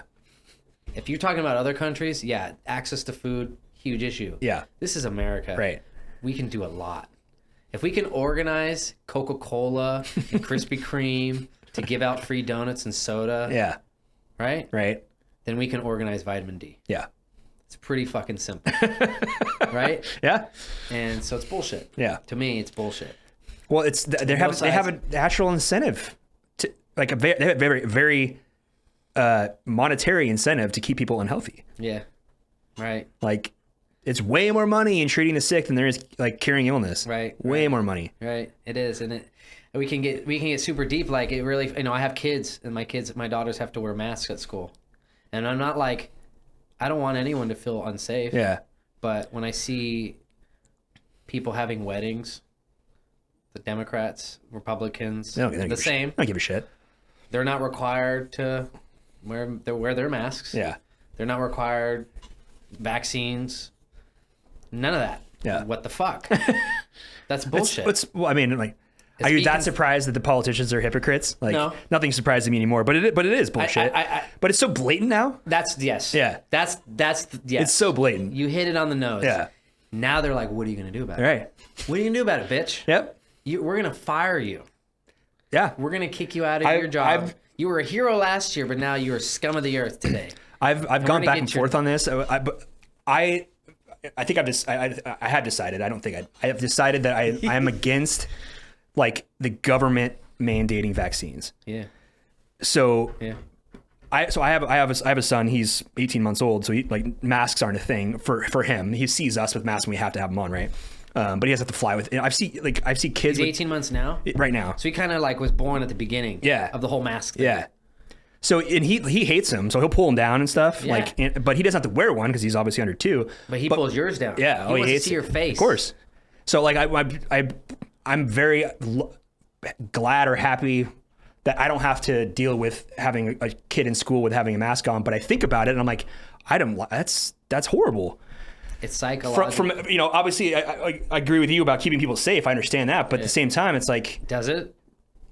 Because Stanford University says it doesn't. Right. It goes. I've seen both. Right. I've seen that it does help and it doesn't help. Yeah. You want to keep a 2-year-old with a mask on a plane? Yeah. Good fucking luck. Yeah. Right. And we're on a plane, guys. And you see people get kicked off. Whole families get kicked off. Yeah. Because a 2-year-old won't keep her mask on. Yeah. And the mom's like, "What do you want me to do? Like, I'm going to drug her?" Yeah. Like that's the only option here is I drug my 2-year-old. We're just like moving more into bizarro world. Yeah. More into bizarro. I have friends that grew up in Myanmar and they're like, this is fucking crazy, creepy shit. Yeah. Like they see this control. I have friends all around the world. Ooh, sorry. I have friends around the world and they're just like totally fucked. And my friends in the Philippines are like food costs are triple. Yep. We have to just get locked down. There's no bus system anymore. So Australia and Austria. So Austria just announced, and we saw this, that you can't go outside anymore unless you're going to work or going to get the vaccine. Right. Or grocery shopping if those stores don't require the vaccine. Right. Yeah. And Australia is basically a dystopia right now. Right. Yeah. My friends in Australia, my friend Tim, he said he felt raped, cause he was like, he forced to do this and because he was locked out of his own city. Right. He had to he was sitting at home. He'd have to send like pictures of his living room every 4 hours, stuff like that to make sure he was there, all this creepy shit. In fact, like just there's so much worse we could it could go right. Yeah. Here. Yeah. And so like all these things that some of us who are more extreme talked about at the very beginning are now just like the normal. Yeah. Like first it was 2 weeks to flatten the curve. Yep. Then it was 2 weeks. Then it was that was rich. Now it's like we're firing you for not getting vaccinated. Yep. There's people asking you personal information. I was getting ice cream in Portland. I was outside and I didn't have a mask. And there's a plexiglass and she's wearing a mask. She's like, "Can you put a mask on?" Yeah. I'm getting ice cream. And I said, "No." She's like, "Well, can you step back?" I was like, "Okay, I'll step back, and then I'm going to step forward to pay for it, and you can hand it to me." And it's hard to have these conversations because you're not trying to trigger people. No, yeah. You're not trying to be triggered, just trying to be like, "Hey, human to human, does this make sense? Right. Does this feel good inside?" And I get it. Like Asian culture has always been like, if you're sick, you wear the mask. Like it's been that way for years. Right. And or you don't go places. Right. Yeah. So the challenge with COVID was that you can be non-symptomatic for 2 weeks and spread it. Sometimes you can be like, but and never even get sick. Right. Yeah. So that was kind of the challenge, right? It was like, well, if it was just like SARS was like you got sick immediately and you were you were down for the count. Right. So it was very easy for you just didn't. You knew, if you got it, because it happened like that. Yeah, yeah. It was different. Yeah, I got COVID. I lost my smell for 2 weeks. But at the time, I was having people come out to the farm who were getting stir crazy. Yeah. So they would "Hey, it's a real thing. Can I come out?" So I'd have whole groups of people. Yeah. Come out there. Some who were wanting to be more distant than others. So I'd roll joints for everybody. We all smoke our own joints. Yeah. Have a little distance. I made hand sanitizer with essential oils and alcohol and shit like that. And so we could have. There's a safe way to do it without being creepy, like Nazi Germany or totalitarian. Yeah. I got it. No one else got it. My daughters didn't get it. I lost my smell for a couple weeks, which was crazy. Gone? Yeah, gone. Weird. And I grow weed. I knew it was a thing. Yeah. But I guess I haven't actually talked to somebody who had it and lost their smell. I lost my smell for that long. Yeah, completely. Do you feel any? No, it's totally back to normal. You're totally normal now? Yeah. When'd you get it? When I start to smell my own shit again, I was like, okay, it's back. Perfect. My farts do stink. Uh-huh. Yeah. Probably a year ago. Okay, so that was full masks. So yeah. I got it when everything was super full masked. Right. Right? Yeah. But yeah, I lost my smell. I felt completely fine other than that. And I just doubled down on my tinctures and stuff. To go on the mushroom thing a little bit, again, there's a mushroom called a Garicon mushroom. Mm-hmm. It's like a pancake stack mushroom. It's an epiphyte, so it means it has a symbiosis. It has a symbiotic relationship with its host tree. So it protects the tree from viruses so that it can grow for hundreds of years. Interesting. It stops tuberculosis. It stops avian flu. Wow. And this is something that Paul Stamets figured out a decade ago. Yeah. And more effective than antibiotics and vaccines today. Easily made into a tincture form. And the research is already there. It's already old now. Now the research is 13 years old now. That's not going to make you trip, or is it? No, okay. It's a non-psychedelic mushroom. It's Interesting. Strictly immune support. So there's no downside? Yeah. Is there a downside? No. And it's old as fuck. Yeah. We've known this forever. And it's it's simple. Not even a crazy chemical process. It's literally just alcohol. Yeah.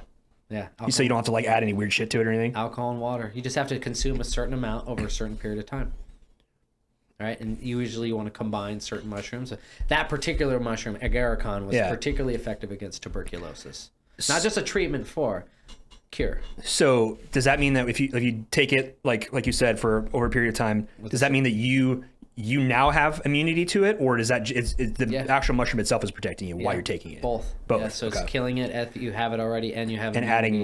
And that's the thing is like kind of like you're basically becoming that tree in a sense where it's protecting you. Because the fungus, they want us to live because they're the host. Right. We're the host. Yeah, exactly. Right. So they want that's how these things work. Is you find symbiotic relationships with these organisms. Yeah, not parasitic. Not parasitic. Yeah. Right. Like what's in Coca-Cola or things like that. Where it wants you to die. Or it's did you know drinking Coca-Cola is actually bad for your lungs? That's how bad it is. Yeah. Well, you've seen it like with you put in like metal, or you put like it'll it'll dissolve metal and stuff over time, and it's crazy. Yeah. According to nutritionists, there's zero health benefits. It doesn't even hydrate you. Diet Coke's even worse. Right. Yeah. So like all these things are so simple to stop these huge, massive things. Right. And that's why I think there's this huge doubling down the censorship. If you try to hashtag natural immunity on Instagram, it's been you can't do that anymore for some reason. I've been banned a couple different times for simply talking about mushrooms. Like they'll like, oh, I can't, you have violated our community standards, so you can't participate in Facebook Marketplace, or I'll be shadow banned. Yeah. Or I'm not allowed to log in for 1 week, or then not allowed to log in for 2 weeks. Facebook jail. Facebook jail for like a month. And all I did was talk about this. Yeah.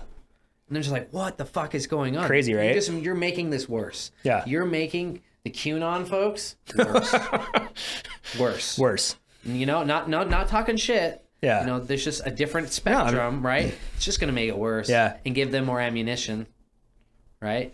And I hate to say it, but a lot of these Alex Jones things. Oh, yeah. Coming true. Coming true. I used to listen to Alex Jones and InfoWars a decade ago. Yeah. And his rants and his crazy, and I was just like, this is so interesting. And now I recall some of that stuff. I'm like, holy fuck. Yeah. What's happening? Right. Great. Now I'm like the crazy guy.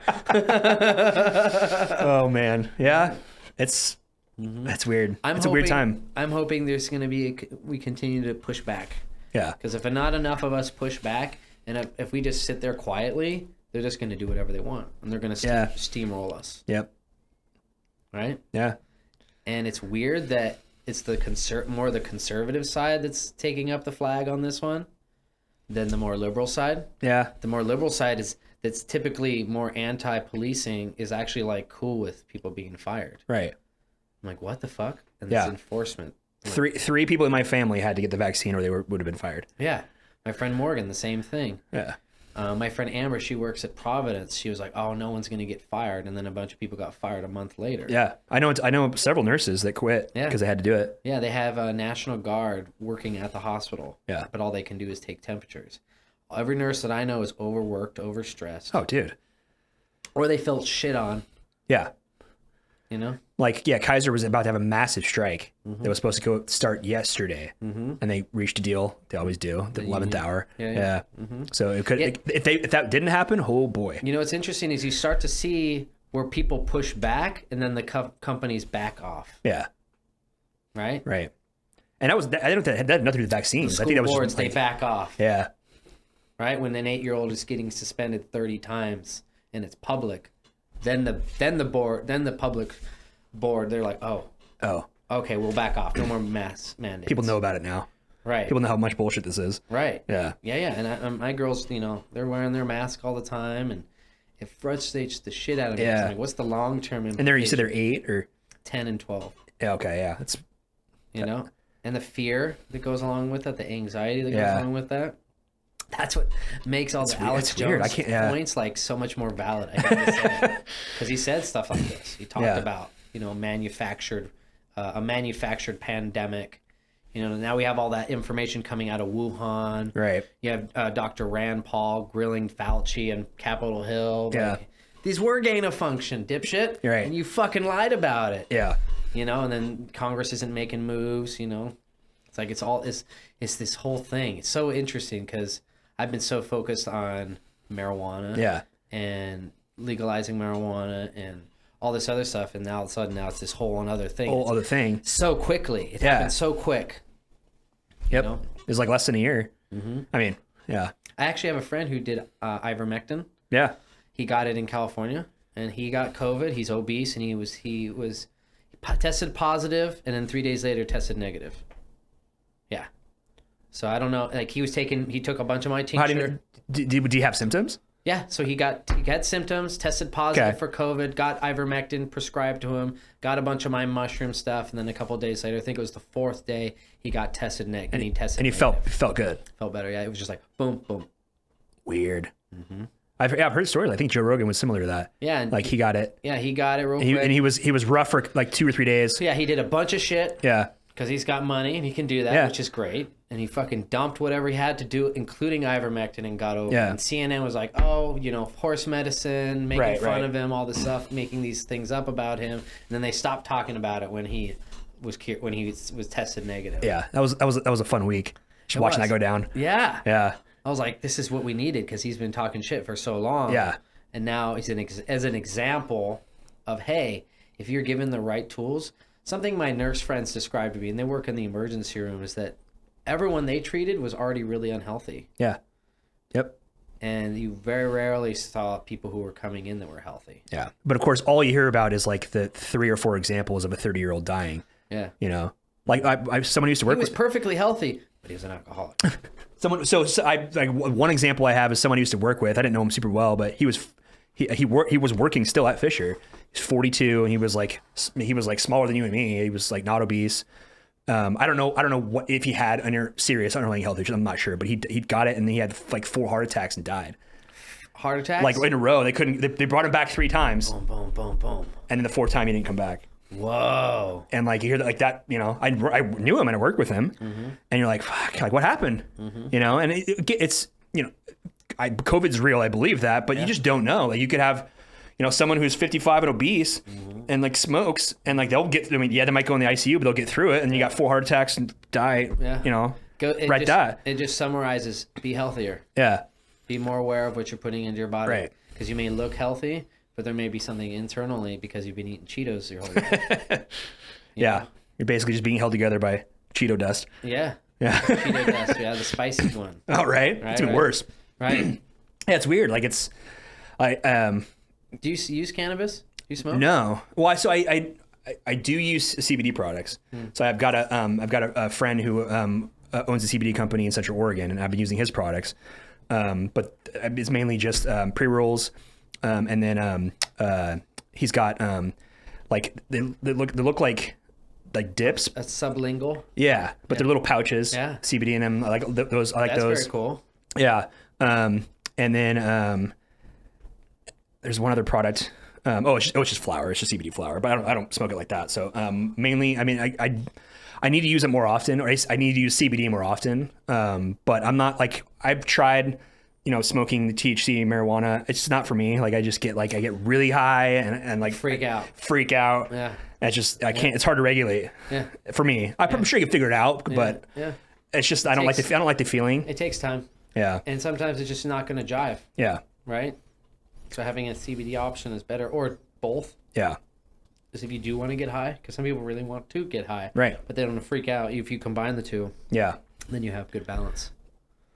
I've had a couple experiences where like it was like perfect and it was like really nice, but I just couldn't. It was inconsistent. So I was like, you know what? Yeah, because I like to be in control. Yeah, yeah. That's what I hear a lot of the same stuff. Yeah, and it's easier to do with alcohol. Yeah. You're not gonna freak out. No. You're not going to think you're dying. Yeah, you're just going to laugh in the mirror yourself if you drink too much. Well, at least I do. Yeah. If some people, obviously some people get work mode. Yeah, some people get, they get the angry. They get, that happens with some folks with alcohol. Do you listen to that recent Joe, or maybe it was with Matthew Matherson? He's a chef. No. They were talking about how he used to be a heavy drinker. Yeah. And he should just, towards the end of his alcoholism, would just like take a big pint glass, ice and vodka. That's when you know. And just go through pints in a setting. Crazy, right? I'm just like a couple shots. Yeah. And so my tolerance on alcohol is nothing. My tolerance is extremely high, but I don't drink to get drunk. Are you Irish? Yeah. Scottish, Irish. There you go. Yeah. it's in your blood. Yeah, exactly.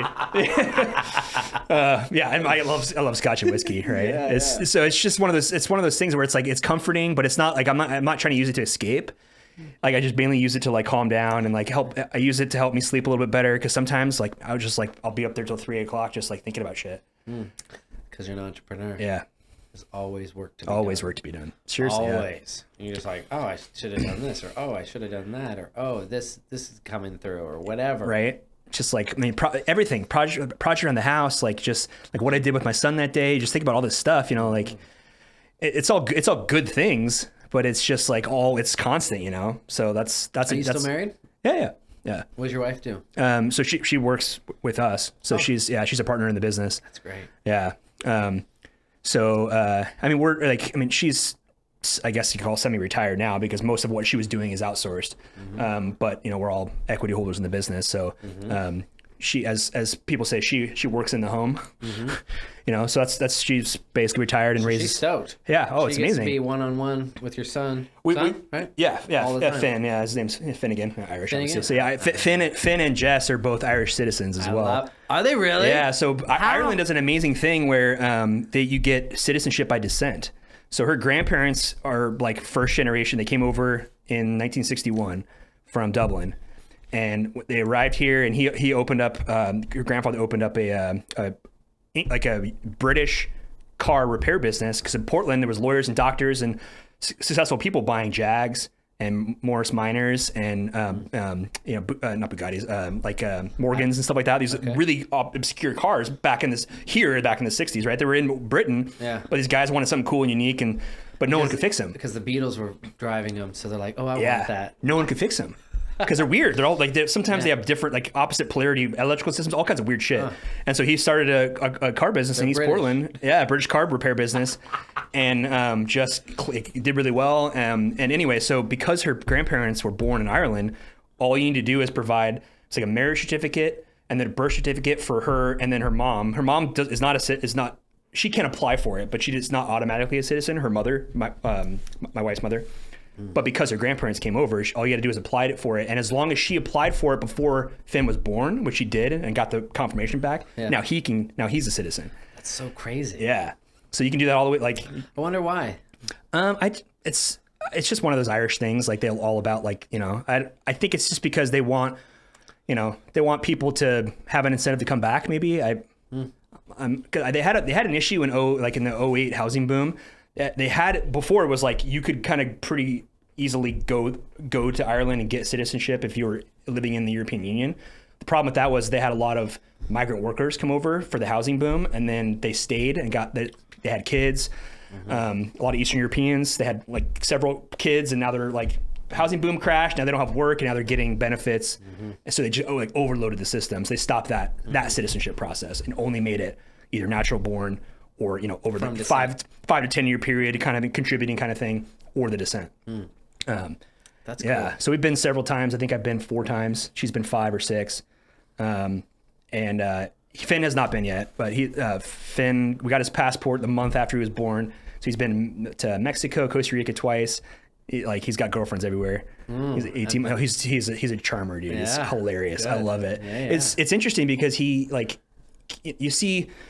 A lot of my friends had children in the last 3 years, and you see kind of like what their environment has been for the past 2 years, a year and a half with COVID. It's been different, right? Like you don't see as many kids and stuff, and so I was worried about that. He's so naturally charismatic that he could be just he could entertain himself for hours and be happy with it. But I feel bad for all these other kids who just have been kind of like. Stuck, not being able to interact with other kids, and we're trying to learn with masks on and stuff, and crazy. It's bad news. Yeah, I've seen some stuff where parents have been like literally only locked down for 2 years. Yeah, right. And they're like, me too. Oh, now I can get the vaccine. Now I can go out and play, and I'm like frustrated because I'm like, didn't you think about it at all? Yeah. Like, you cannot just trust blatantly just trust like that and sacrifice your child's psychological well-being for the rest of their life. Right. My girls, I just was like, look, when it's time, it's time. But your responsibility is to your body to take care of it, so it can be prepared for things like this.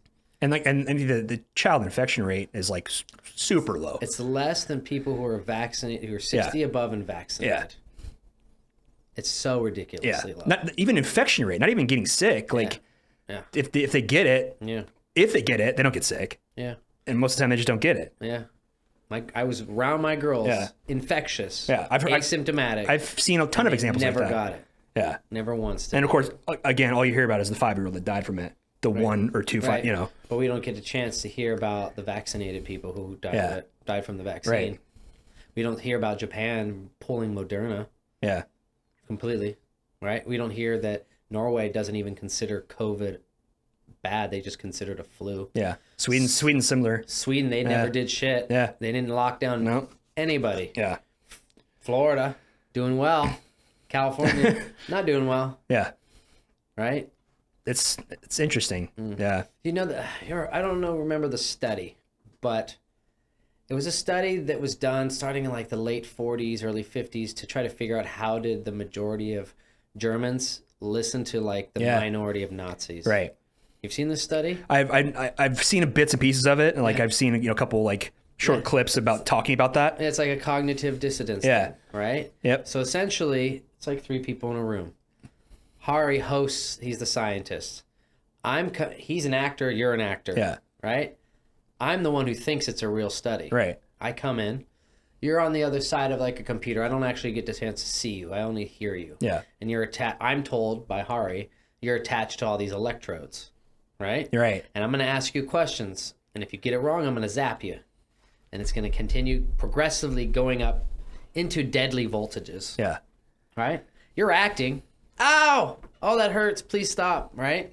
Hari's like, keep going. And I'm going, well, this guy sounds like he's in trouble. Yeah. Right? We should probably stop. And Hari's like, no, we're going to keep going. And I'll take full responsibility of anything that happens. Right? I think this is real. Yeah. You're acting. Right. And most people, it's like 60% of people go all the way to the end. Right? Just because that person told them to. Yeah. Yeah. Right. Crazy. But then there's a smaller percentage, like 10, 20% that say, go fuck yourself. Yeah. We're done with this. Yeah. Right? We're those people. Yeah. Right. We're those people who go, no. Yeah. Sorry. This is bullshit. I have the ability to think, but most don't. It's crazy. Most are just like, meh. And I hate to say it like that. Yeah. Because I don't mean to be disrespectful. Right. But I'm at that point. But it's a slow roll, right? It's a slow process. Yeah. Like you see the end result of like, well, why don't you just stop it? But the problem is that it's just this slow march. Yeah. You lose a little bit here, you lose a little bit here. Like, oh, the masks, the vaccine. Like, oh, well, I'm gonna get fired if I don't get it. Oh, my kid has to have a mask forever. What's the end date here? Oh, I don't know. Yeah. When infections go down. And how many times do Congress have to be caught not wearing masks? Yeah. The Met Gala, where all the peasants had to wear masks, the photographers, the servers, they all masked up. But who's not masked? All the celebrities. And who was there? AOC. Yeah. Enjoying her celebrity. Right. I'm not anti-Dem. Yeah. I'm not anti-Repub. Right. I'm libertarian at heart. Yeah, me too. Right? Yeah. I wish it was Tulsi Gabbard. I like her a lot. Yeah. The fucking shit. Yeah, she's pretty good. Calm, I do like her. Collected, experienced. Yeah. Was the youngest congresswoman in Hawaii. Yeah. A minority and served in the military. Yeah. You just can't get a better fucking combination. Right. And she's calling bullshit. And I see AOC, who I was stoked about because all right, she's coming from a place where she understands what people need. But now she's at the Met Gala with her fucking dress. No mask. Nope. That's fucking bullshit. I agree. It's right. And then it just keeps happening and happening. I'm just like, I'm trying to talk to some friends, and there's stress amongst friends. Yeah. About this. Oh, you don't care about people. You just want old people to die and all this sort of stuff. I'm like, no, I just want to call out the bullshit when I see it. Yeah. Why do my little ones have to wear a stinky mask all day? Yeah. But they're not. Right. And they're not required. And they're the ones making the rules. They're making the rules. Yeah. They're not forced to be vaccinated. At which point, how far will we let this go? Yeah. But they get free healthcare. They get the free healthcare. We pay for it. Yeah. Right. Right. They don't have to be mandated. They don't have to wear the mask, but you do. Yeah. And they're getting us to regulate each other. Right. They're getting just like Nazi Germany. Yeah. When you get people to rat each other out. Yeah. Right. Yep. That's what's going on in other countries. Yeah. Yeah. So I'm interested to see what happens with Austria, because they have the history of Nazis. Yeah. And Nazi Germany. Right. And so they're pushing to the extreme of. But Germany's not doing this. I don't know what Germany's doing. Yeah, I don't think they are. I'm not sure. I knew they were still like more on the lockdown side of it. Yeah. But it's interesting. I know the cases are getting bad in Germany, I think, or they're getting worse. Say bad. Bad's relative, Yeah. Open for interpretation, Keep but testing. they're getting worse than they were. But I don't think they're doing anything like lockdown. Yeah. Or I mean, what Austria's doing. Yeah. Lockdowns, yes, but not. Yeah, it's interesting to see what's going to happen, because I've seen like the Prime Minister of New Zealand be completely open about, there'll be 2 different classes of people. Yeah. Yep. I'm like, what? What the fuck? Yeah, it's weird. It's like it's blatant. It's so blatant. It's in our face. But like you said, that 60% of the people are okay with it, and that's more than enough. Yeah, or they're like totally cool with, you losing your job or you losing your freedom or dying. Right. They're cool with you dying because you are a piece of shit that didn't get vaccinated. Yeah. I'm just like, whoa, man, what's going on? So, do you think it'll probably get worse before it gets better? So it seems I mean, we're outside of this. We all have our own thing. Because I think it's still pretty. It's right now. It seems to be still pretty state specific, right? Like for now. Yeah. So as long as that stays, I don't think. Then you got to look at, okay, are we talking about like Oregon, Washington? Or are we talking about nationally, right? Yeah. So I think because it's kind of weird, right? Let's assume the vaccine works. Okay, or it helps. So a lot of people in Oregon, Washington have gotten it. So if it does work or helps and the cases go down, then I don't see it getting worse as far as the authoritarian stuff. And it seems to be going that way as far as the data goes. Like it doesn't seem to be getting worse here.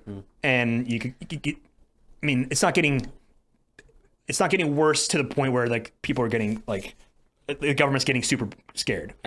Not yet. Yeah. You notice how they've changed the numbers? So before, when children 12 and below weren't included, 70% of people in Oregon were vaccinated. Yeah, right. But now that they include that, now it's less people are vaccinated. We need to get that number. Because it's 5 to 10, 5 to 12 years. Yeah, I get it. Right? Yeah. Right. So they were fucking with those numbers every time. Yeah. To get to fearmonger. Right. Yeah.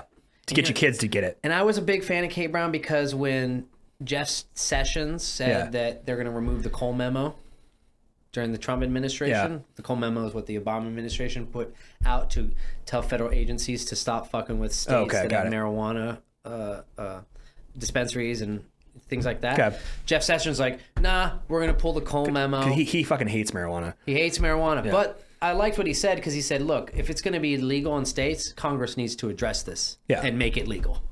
So I respect his perspective on like, if we're going to fucking do this, let's do it right. Not a memo. Yeah. Yeah.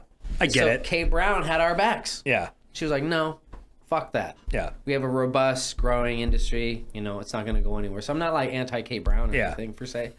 I'm just like, man, what the fuck, guys? Yeah. This is so crazy. Why am I becoming a fan of like DeSantis, the Republican governor? Why am I? Well, it's funny because like there's it's weird. There's didn't expect that. you look at it like it's this one issue where you're like, fuck, I agree, but then you're like, the rest of it's like, well, he's whoever we're talking about, right? They're stupid. They're stupid on a lot of other stuff. Yeah. But then that's frustrating, for me internally. It's like I can't just all of a sudden like this person for this one reason. Yeah. Overall, right? Like you got to look at the body of work. I guess versus the one thing, right? I guess that's the dynamic of libertarian. Yes, because we're always going to be picking and choosing. Yep. Right. that's we're never Genesis we're of it, never right? one-sided. Yeah. Right. We're never blue or red. No. We're forever purple. Yep. Which is why I'm excited about Andrew Yang. Yeah, I like him a lot. I like his deal. Yep. He was on Bill Maher recently, and Bill kind of poked fun of him a little bit about the third party, and you know, it's never going to happen. He's like, well, most people want it to happen. Yeah. And most people didn't vote. Right. You know, so we need to push forward to this. So I'm like, and he's moderate enough that I feel like it's pretty chill. He's smart. He's funny. Yeah. You know, he's forward looking. He's forward looking. That's what we need. Right. Because right now everyone looks backwards or looks right, like what's happening in 3 inches in front of their own face. Right. You know what? It sounds like you like to watch Bill Maher. Yeah. You like to watch Joe Rogan. It's interesting to see Bill Maher kind of move more center. Oh, for sure. The past 6 months, I'm just like, especially the past 3, whoa, it's been really interesting. He's like, fuck this shit. Not all size fits all. No, vaccines aren't good for kids. Right. Fuck these masks. Fuck, if you need to take care of yourself. Like he's addressing the obesity thing. Yep. You know, the heart disease, all this other stuff. And his war against cancel culture is like, you know, he's saying it, right? And he's more, I'd say he's like, you know, he's more of a traditionally left person than Joe Rogan as far as the audience goes. Like more people on both sides watch him versus Joe Rogan. And you can't ever say he loves Trump. No, he's been making fun of that motherfucker forever. I remember, but he makes fun of everybody though. But Trump more so because Trump kind of put it on himself. He just kind of stepped on his own years ago, on his own feet. Trump tried to sue him and stuff. Yeah. So he used to put the picture of the orangutan. Trump tried to sue somebody. Yeah, shocking. Bill Maher for a while. Yeah. So Bill would put up the orangutan picture next to Trump when Trump was still orange. And they were so similar. I was like, oh goddamn, that's so good. Yeah. But I'm happy that we have these very interesting, unique voices. Yeah. Joe Rogan. How interesting. Yeah. MMA fighter or mixed martial arts comedian. Yeah. Having deep intellectual conversations. And he's been like, he's left leaning. I mean, in a lot of ways, for a lot of things, right? Yeah. But now he's like, I think he calls himself more of a libertarian now. Yeah, he's libertarian. He moved to Austin, Texas. Right. Loves his guns, loves his hunting. Yeah. Not anti-trans, none of that stuff right there. He's like, no. Right. You know, but he's also just like gonna kind of speak his mind, you know? Yeah. And then the best part is like, I love how he gets so much shit for bringing on like these, like, you know, people who are. He brought Alex Jones on twice. Yeah. He got so much shit for that. Like the guy from like Proud Boys and stuff. Yeah. Like, you know, like he's not just because he's passed people on doesn't automatically condone their behavior, right? People don't get that. Like just because I'm talking to somebody doesn't mean I automatically condone their beliefs or behavior. Right. I'm having a discussion, a conversation about those beliefs. And you know, see if there's any everyone can interpret it how they want. It's like he's not going like this, like believe this guy. I feel like he does a pretty good job of being like, wait, what about this? What about this? What about this? And he spars with people. Yes. Yeah. Literally. That's good. Yeah, Tulsi on. Yeah, that was good. Wasn't Tulsi with Jocko? I think she was. I don't remember. I think he was one of the ones he was there with her, or he's talked about her. Jocko did. Yeah, I'm not sure. And it's interesting to see like how, you know, guys like Joe Rogan and Bill Maher kind of like going toward that center, like all of us like all these politicians are bullshit, you know? Yeah. Yeah. We really see it. Yeah. We see the bullshit, the decrepit, older, just like they're all pieces of shit, right? You know, and all they want to do is get in the way of the other. Like, regardless of what the topic is, it's about like getting in the way of the other party and stopping anything from happening. Mm-hmm. And we're just like all in the middle. Going, what the fuck? Like, really, guys? Yeah. This is happening. Like, did she really just hire child actors to talk about science? You couldn't find real children that love science, right? And if you actually had a passion for science, you'd be talking about it. Yeah. You had to get actors. Is that how bad it's gotten? Is that how much bullshit? Yeah. You know? I guess. So we need like Tulsi and who else? Oh man, her running mate. Yeah. Oof. I know it's old school, but Ron Paul, baby. Yeah, he is the OG libertarian, man. Yeah, seriously. How old is that guy now? I don't know, man, but he's kicking ass. Yeah, he's still. It'd have to be like, I mean, it'd have to be someone like from the private sector, kind of like. I mean, Ron Paul, he's from that world.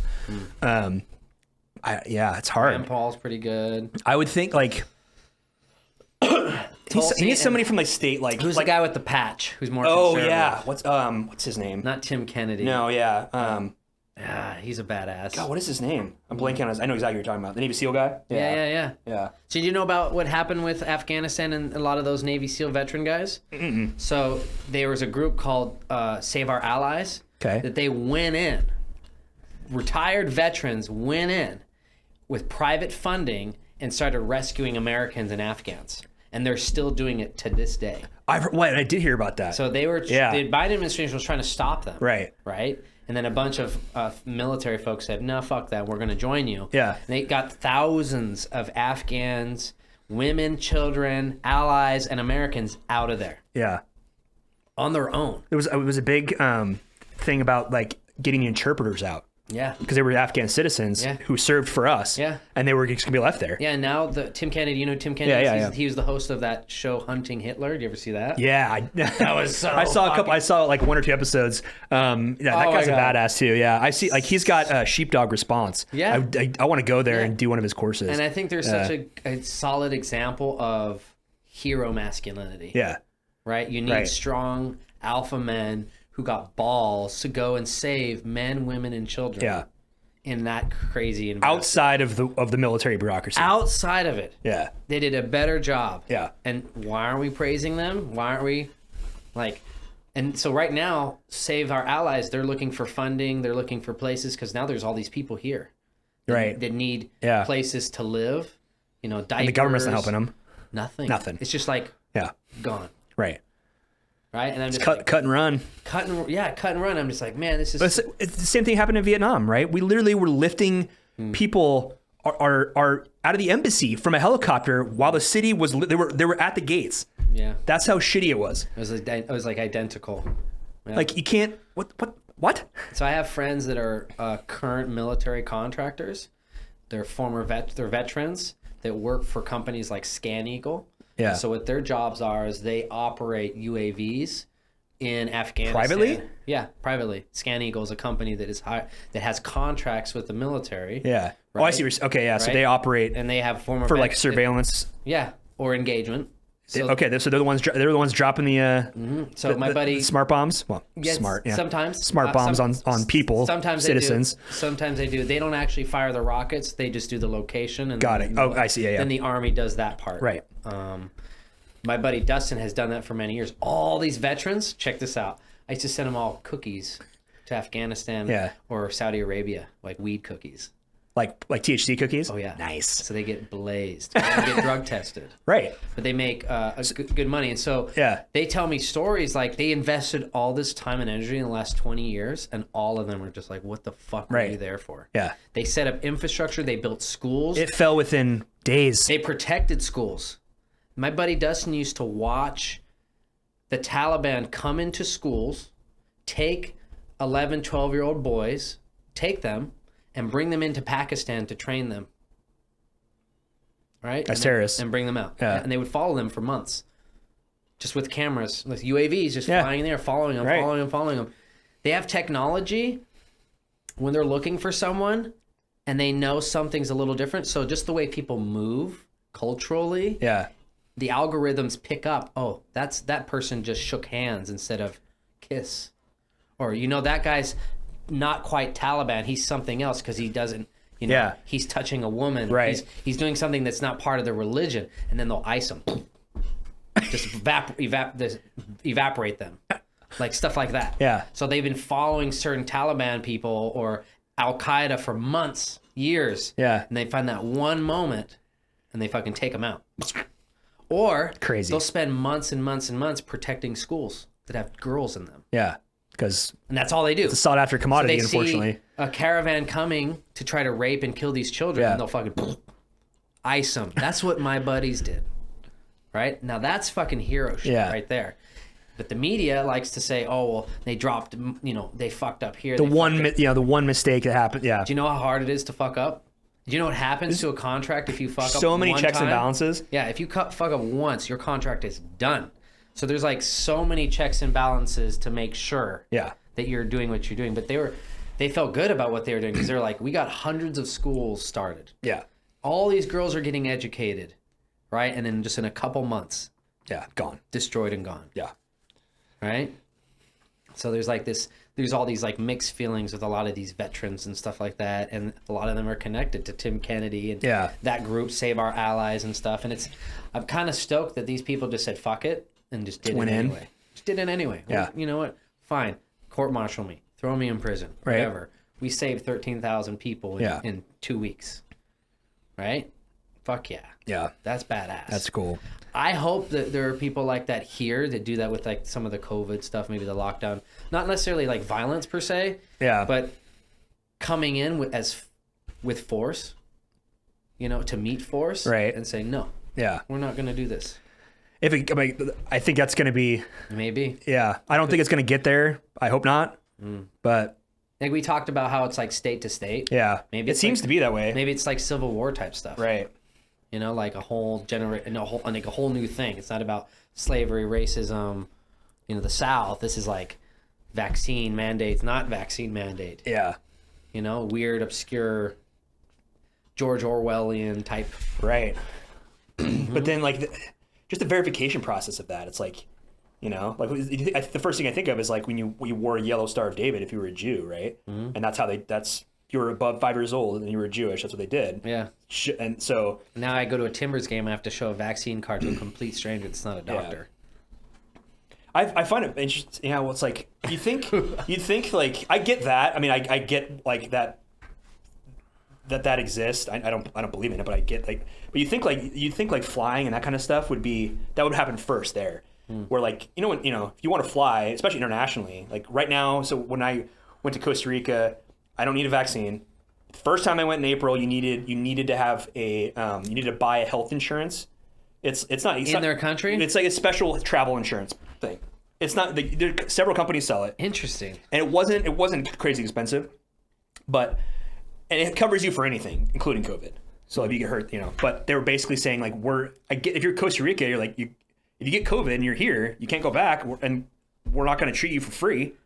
So you need to have insurance. So we're like, that if we're going to treat you, we'll get paid. I get it. So I had to do that. And then you have to get a negative test before you come back in the country. So you go in, and I think it's like $65 in Costa Rica. Those seem reasonable. Right. All that seems very reasonable. Exactly. And so, but second time I went, here's what gets weird. Second time I went, which was October. Yep, early October.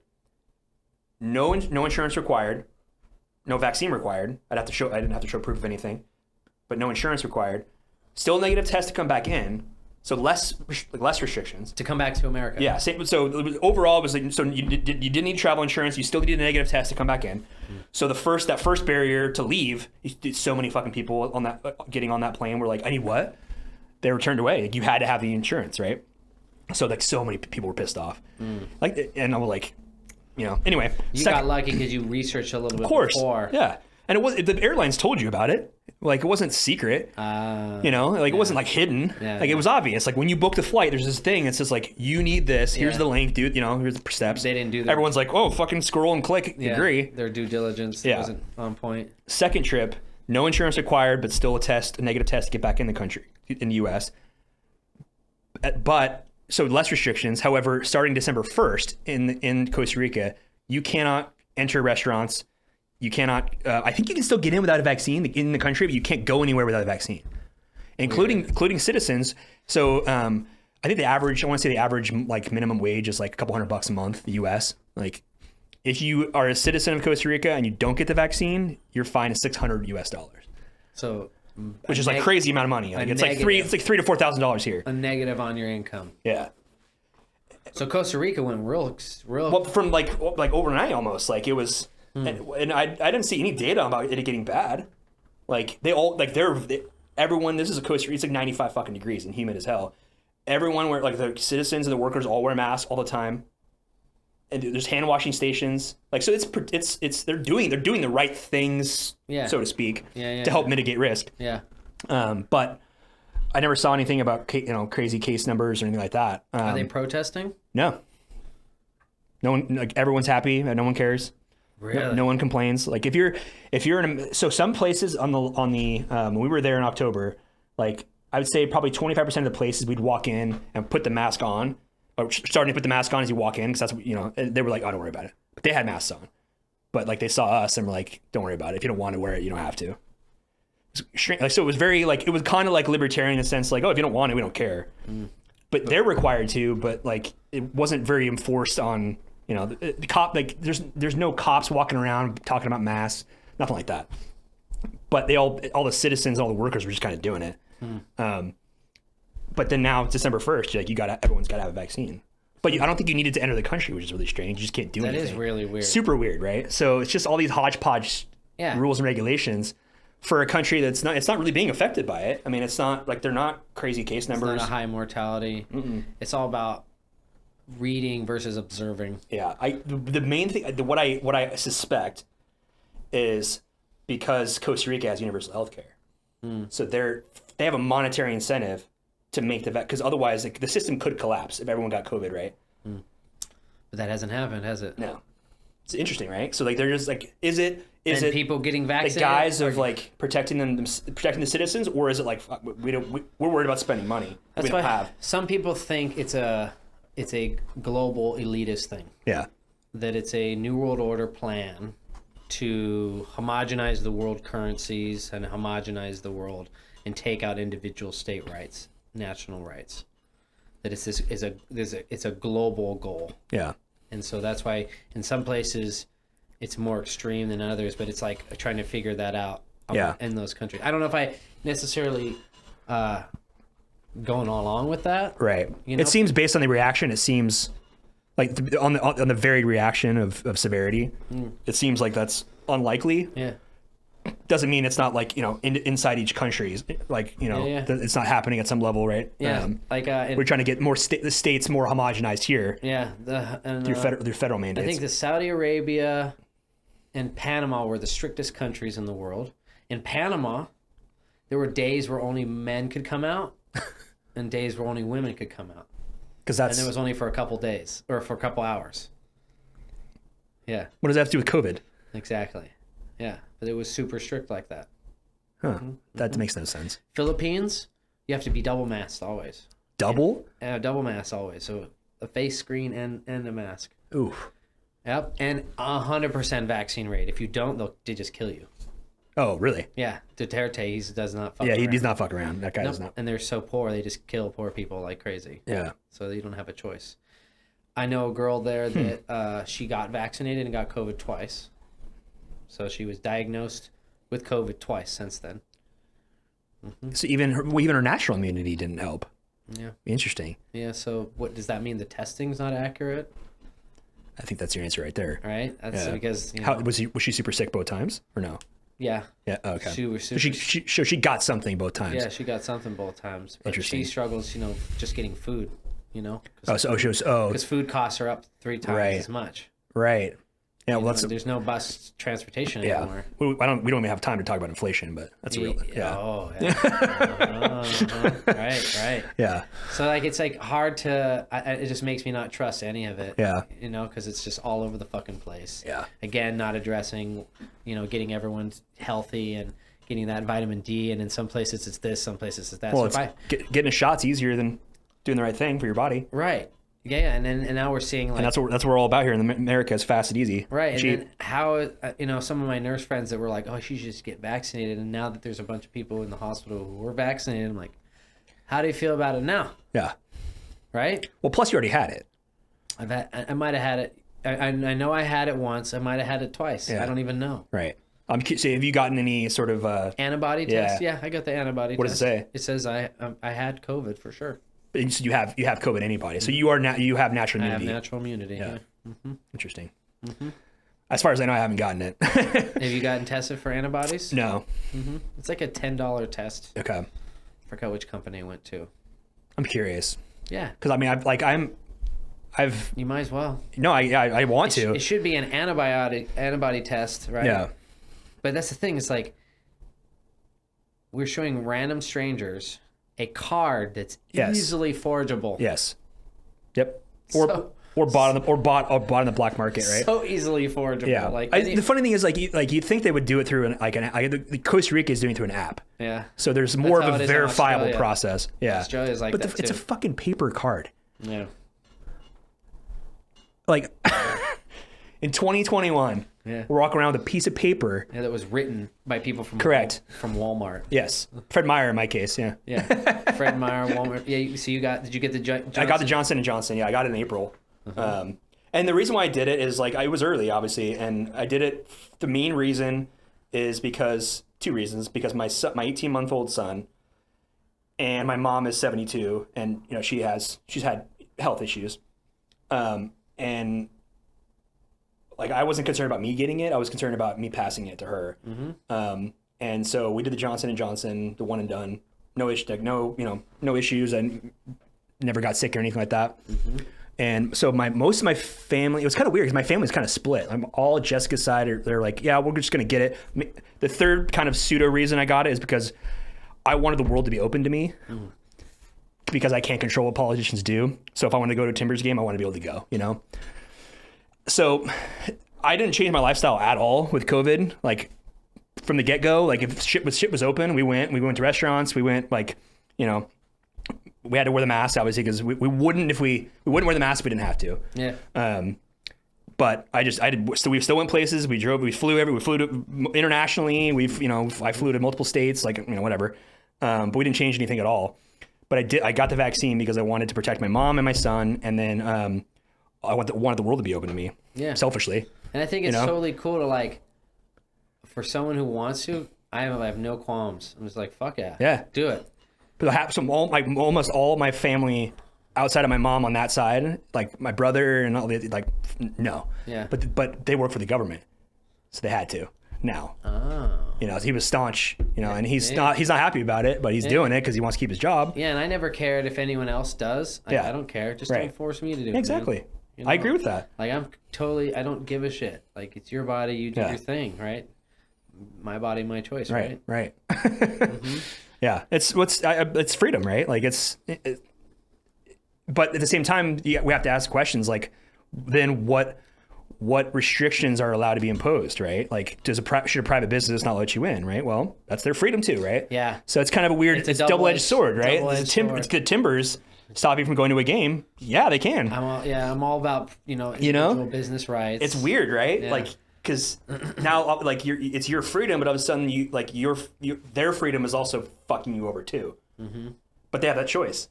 Yeah. It's weird, right? They have that choice, and then I'm like, all right, well, I guess I'm not supporting your business. Yeah. Hillsboro has, not right now, but an outdoor farmer's market. Okay. And they had signs everywhere that were like, no masks, no service. Okay. And we're outside. Outside. We're fucking outside. I don't do it. Yeah. A couple people, they wouldn't serve me food. The restaurant thing is really fucking weird to me. How I walk in with a mask on, and then I sit down, and then I'm fine. It's total bullshit. It's so weird. It's total bullshit. It's like the airplane, right? Like, I get you closer. We're in a tube. The airplane lounge the Alaska lounge is there. I think I've gotten told once. Finn gets up and he runs around and says hi to everybody, and I'll have like a beer in my hand walking around, and like I've gotten told once, like, hey, when you're walking around, keep the mask on. That's only, but every other time I'm just walking around with the mask on. Yeah. You know, but when I'm sitting, I'm fine. Yeah. I was getting up to get a coffee one time, and the girl wouldn't give me my coffee. She's like, "You need to go get your mask." I was like, "Oh, okay, I'm sorry." Yeah, like that sort of stuff, right? So I actually went to during the total lockdown. There was like a couple restaurants that were only open to private members. Right, I heard about this. They didn't require any masks. So yeah, we would just go and chill there. Yeah. Shoulder that's to shoulder. That's how you get around it. It's a private club. Shoulder to shoulder. Yep. The windows are all hazy. That was a thing in I think it was in California where like they were shutting that shit down. Yeah, the health department's not allowed to come in. OSHA tries to come in, they shut the door in their face. That's how they get around it with cigar lounges. Yeah. So I don't know if you know, there's a couple private lounges. Yeah. And here in Oregon. I go to one. It's by the Baghdad. Yes. Or the Aladdin Theater. Yeah. By the McMinimans one. So I think that one's not private. Is it? I think it's their grandfathered in on that one. I think so. Yeah. Which is stupid. I know. Well, they shut it down in detention in the Kennedy School. Yeah. Because of the workers. I fucking hate that. So the guy works. The people who worked in the main guy who was always in there. He's like, I don't give a shit. But it's because like McMinimans is a large corporate thing, and there was like people complain. Enough people bitched. I'm forced to stand in this room with all the smoke. Like he's like, no, I'm not forced. I like being in here. Yeah.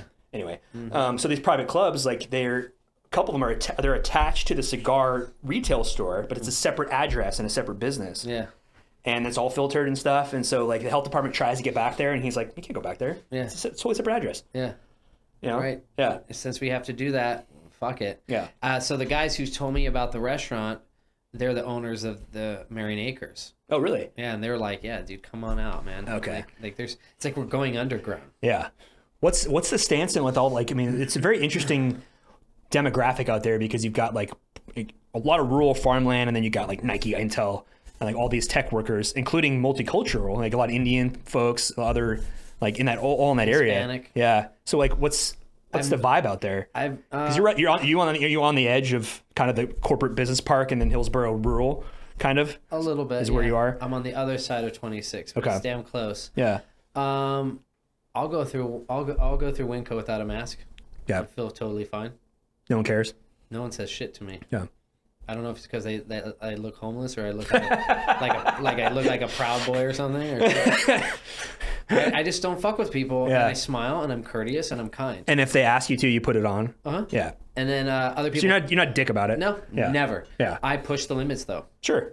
And other people take their mask off when they see me. They'll be like, yeah. I'm like, gotcha. Salem Walmart's like that too. We can travel through there. Bitch off, oh right? Yeah. I would say it's better. Sorry, it's more people now. Yeah. I don't know why that is exactly, but it was like, I want to say it was a couple months ago, 2 or 3 months ago. It was like half had no masks. I don't know and I never saw anybody ever walking around telling people to put masks on. Yeah. But it got more, then it was 50%, but like now, fast forward now, and it's like everyone has masks on. I don't know what happened. I think OSHA or something, or I think it's just more people saying giving up. I don't know. At the outdoor farmers market, I refused. Yeah. I was not going to put on a mask. There was a police department little tent there. They never told me to put a mask on. Well, and I just kept going to they probably feel the same way you do. Yeah, I just kept going to a spot that would serve me food. I was like, and how long did it take? 3 different businesses. The third one did it? Yeah, they were like, they didn't ask, they didn't say shit to me. It's weird, right? It's like I think if you have a restaurant or customer service, you are shooting yourself in the foot. Yeah. And frankly, if you want to discriminate, I don't feel as bad if your business fails. And that's that's kind of where my line gets crossed, where I go from like. Do you think it's them being scared about enforcement, or do you think it's actually both? But they're not enforcing that. Both. No one is. Yeah, in some places I think they are. Really? Like, OSHA. They are all the restaurants that I frequent and talk to. We've never had anybody come in. Maybe I mean I think it just depends too, because I know like there's like this bakery down in Southern Oregon that the OSHA is like all up in their ass, but they've made a name for themselves. They put themselves on the map, and so this baker's like, in what way? Just putting themselves out there, saying we're not going to require masks, right? So I think there's a little bit of both. So they were putting themselves out there, spitting in the face of the government, and the government didn't like that. Outside in the Hillsborough area, there's the cafe, South Shore Cafe. Mm-hmm. There's a pizza shop, and then there was this dope diner that they shut down. The pizza shop literally said, you don't have to wear a mask anymore. Yeah. They literally said, you don't have to wear a mask. Yeah. The South Shore Cafe, they're like, you know, like touching you with the elbow and shit, and like being weird about handing you change. Right? Yeah. So there's like, it's a whole spectrum. It's a mix. Yeah. Right? And so I do my best to like, if you ask me, I'll be respectful. Right. Well, the funny thing is like, if you're that worried, why don't you just wear a mask? Because that's the way they're supposed to work. That's like, if you're worried about it, like, then wear a mask. Because they're supposed to protect you. Yeah. From me. Right. Not my mask doesn't protect you from me. Yeah. You know? That's what I don't get. Like, if you're that worried about it, why don't you just wear the mask? That goes back to that cognitive dissonance thing with Nazi Germany stuff. How people are just like, we're always going to be thinkers. Yeah. Right? Right. We're always going to be going... And questioning why things are the way they are. That seems stupid. Yeah. Right? Right? Yeah. And others are just like... And you see those some people that have like the full like N95s with the face shield. Cool. I'm not going to stop you from doing that. But guess what? Like, me wearing a mask is not going to... You're good. I can cough in your face and you'd be fine. Yeah. You know? Who's not Schneider? What's his first name? He played Deuce Bigelow, Male Gigolo. Rob. Rob Schneider. Yeah. He was in a Uber one time. Yeah. And he turned the camera around, and the Uber guy had like plastics. Oh yeah. separate himself. I've seen it's almost so. I probably take Lyft or Uber once a month, and it's literally 75% of the vehicles. They'll be plastic out. Yeah. And you and they wear and I wear a mask and they wear a mask and. I'm a big science nerd. Yeah. I love science. I can tell. I love mycology and microbiology, and I'm just like, guys, you just put out a little bit of information about how viruses work. Yeah. How you can filter viruses, how you can stop viruses. It just really like exposes the bullshit. Like, unless you're using a specific type of mask, it doesn't work. Nature's been mitigating viruses on its own for billions of years. Right. You're gonna be exposed. Yeah. Right. Right. We're not. We're not talking. I know we keep going back to this. We're not talking about let's take care of each other's immune system. And we're real specifically, we're not talking about should we be creating viruses. Yeah. Right. Should we be tampering with that? Yeah, and weaponizing nature. And weaponizing nature. Oh, well, the Fauci arguments, we need to practice just in case. Yeah. Right? Right. Well, we already have viruses we can practice with. Yeah. Why do we need new ones? Right. Right? Where does this slide go? Yeah. It goes down in the depths of hell is where it goes. Right. And what has happened traditionally is we have shitty leaders that are cool with exposing Black Americans to syphilis. Yep. Right? Yeah. Nuclear waste. We have a really bad track record of the Tuskegee experiments that lasted 30 fucking years. Yeah. Right? There's a really bad track record there. Yeah. I mean, getting into like MK Ultra and all kinds of crazy shit. Oh my God. Yeah. Right. We know. Yeah. Oh, well, we know. we know. And that's why we're... But everyone else doesn't understand like that. What shit goes down behind the scenes. Mm-hmm. And sometimes if it escapes, here's where we are. Right. I read an article that Japanese scientists were studying viruses found in ice caps and how there's crazy viruses we don't have any comprehension that existed and then just kind of like froze. Yeah. With ice age. We have no comprehension of them and they're very different. Right. Backtrack a little bit to a story. You remember OMSI? Yeah. When we used to go to OMSI? Oh yeah, big time. One time they had some permafrost and I was thinking, I could boost my immune system. So like, I fucking like the Jurassic Park, like the amber with the mosquito, like distracting out the. I licked that bitch. 30,000-year-old permafrost, right? Dude. I was so sick. I was sick for like 2 months. No way. I got so sick. Are you serious? You got sick from it? I got multiple sicknesses. Because there's grubby little fuckers touching it too. That's hilarious. You got super sick from licking their nose. I thought you were fucking with me. No, I swear to God. That's hilarious. So whatever I got either came from the permafrost or came from the gross little kids touching it. Right? Or adults touching it. Yeah. But I was like, fuck it. Right? Oh, man. So I was multiple sicknesses. So interesting. I had weird sicknesses I've never felt where I had like pustules coming out of the back of my throat. And for a couple... Intense stuff. Intense. Yeah. No antibiotics, just took tons of cannabis and had a naturopath, so she was giving me tons of herbs and stuff. I smelled sick. I was just fucked up for like 2 months. Like waves of who knows what. Oh my God. To the point where even to this day, I don't swallow the same. No. There's like a weird like pop that is in my esophagus. I permanently scarred my throat. You need to be studied, man. Whatever you got, man. You need a full spectrum antibody test. Whatever it is, bring it, baby. Right? Because I survived that. I licked 30,000-year-old ice, and I got fucked up. When that shit melts and everyone else is fucking zombies. Oh, my God. I'm good. Dude. Oh, man. Because I think like that. Yeah. Because I think of it like my plants. Bugs are there. Yeah. Pests are there. It's my responsibility to make sure those plants are healthy. Yeah. Just like it's my responsibility to make sure I'm healthy. Because anything can happen. Yeah. It's always there. Right. And I thought to myself, here's a great opportunity to do some powerlifting for my white blood cells. Yep. And they fucking... Yeah. They did some lifting. Yeah. I've had friends who are doctors that are like, you were stupid. Yeah. That's a great idea. Right? Well, they say the best thing you can do for your toddler is to take them and rub them on a New York subway floor and railing. Yeah. Have them lick that shit. Right? Yeah. Have them eat some fucking dirt. And it's true. Yeah. There's another study that this gentleman, he lives with wolves in England in like this enclosure, this big outdoor enclosure. And he lives with these wolves. Yeah. Eats with these wolves.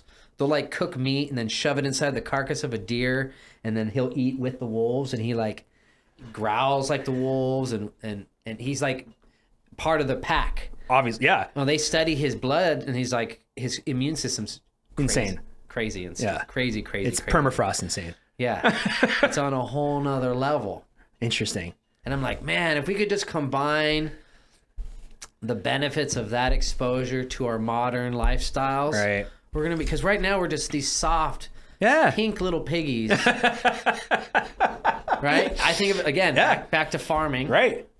I can't have my pigs locked inside your house, enclosed with all your Clorox wipes. Yeah, no, it's just not. They need to be out. Yeah, exposed. Out in the muck, exposed, like actual pigs, and being given the nutrients to fight and the tools to fight those things. Yeah. So I'm hoping this discussion, what we're talking about, is a new examination of our health system. Yeah. Think of like acupuncture.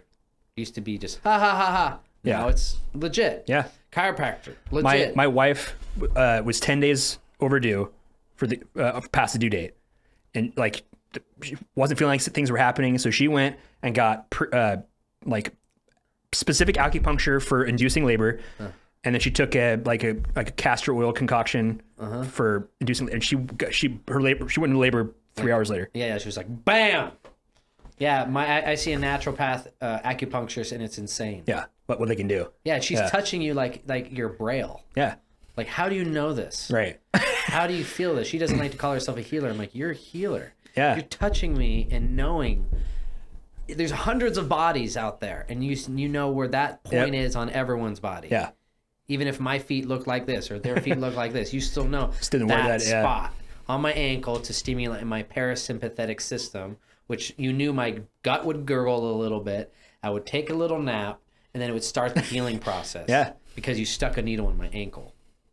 It's fucking crazy. Right? So imagine that revolution. And then couple that with naturopathic doctors, where there's no financial support by the federal government. Right. Imagine we throw billions of dollars behind this. The future is, so the future of medicine, it's going to be just like we look back at bloodletting, the early days of surgery, or, it's going to go back to penicillin. Like, penicillin was like the first vaccines and stuff. I was like, yeah, but look how it was made. Yeah. Right? It was a very different process, right? That wasn't involving genetic modification. Right. Those sorts of things. It was literally just taking a live mold fungus and exposing the immune system, and then or smallpox or whatever, right? Cowpox and smallpox. Like, I feel like it's going to be we're going to go back a little bit, while using the technology of the future, and then coupling these all together: chiropractic, allopathic, naturopathic, and just like create. If you're smart and you're wealthy, you already do this. Yeah. Right. Right. Yep. These are already things that are already happening. I don't know if you watch that. Gwyneth Paltrow, I think that's her name. She's a model, right? Actress, model, yeah. She had that show on Netflix. Yeah. With like mushrooms and then the vagina. Yeah, a little goop. Where everyone's looking at their vaginas. Right. Some of it was cool in like the mushrooms and that guy who, doing ice baths and stuff. Yeah. But then the other one where like that guy was like acting like a puppet master. Yeah. I was like, okay. It's done. We're getting off the done rails with that here. One. Yeah. I actually looked that guy up. He charges like $2,500 minimum to puppet master you. Oh my god. I'm like, dude, goddamn, people are stupid. Oh man. But the cold plunges, working on the cardiovascular system, psilocybin mushrooms. That's that future. I'm excited for it. That's that future of hacking. Yeah. I think that's a good place to end. What do you think, Hari? What do you think?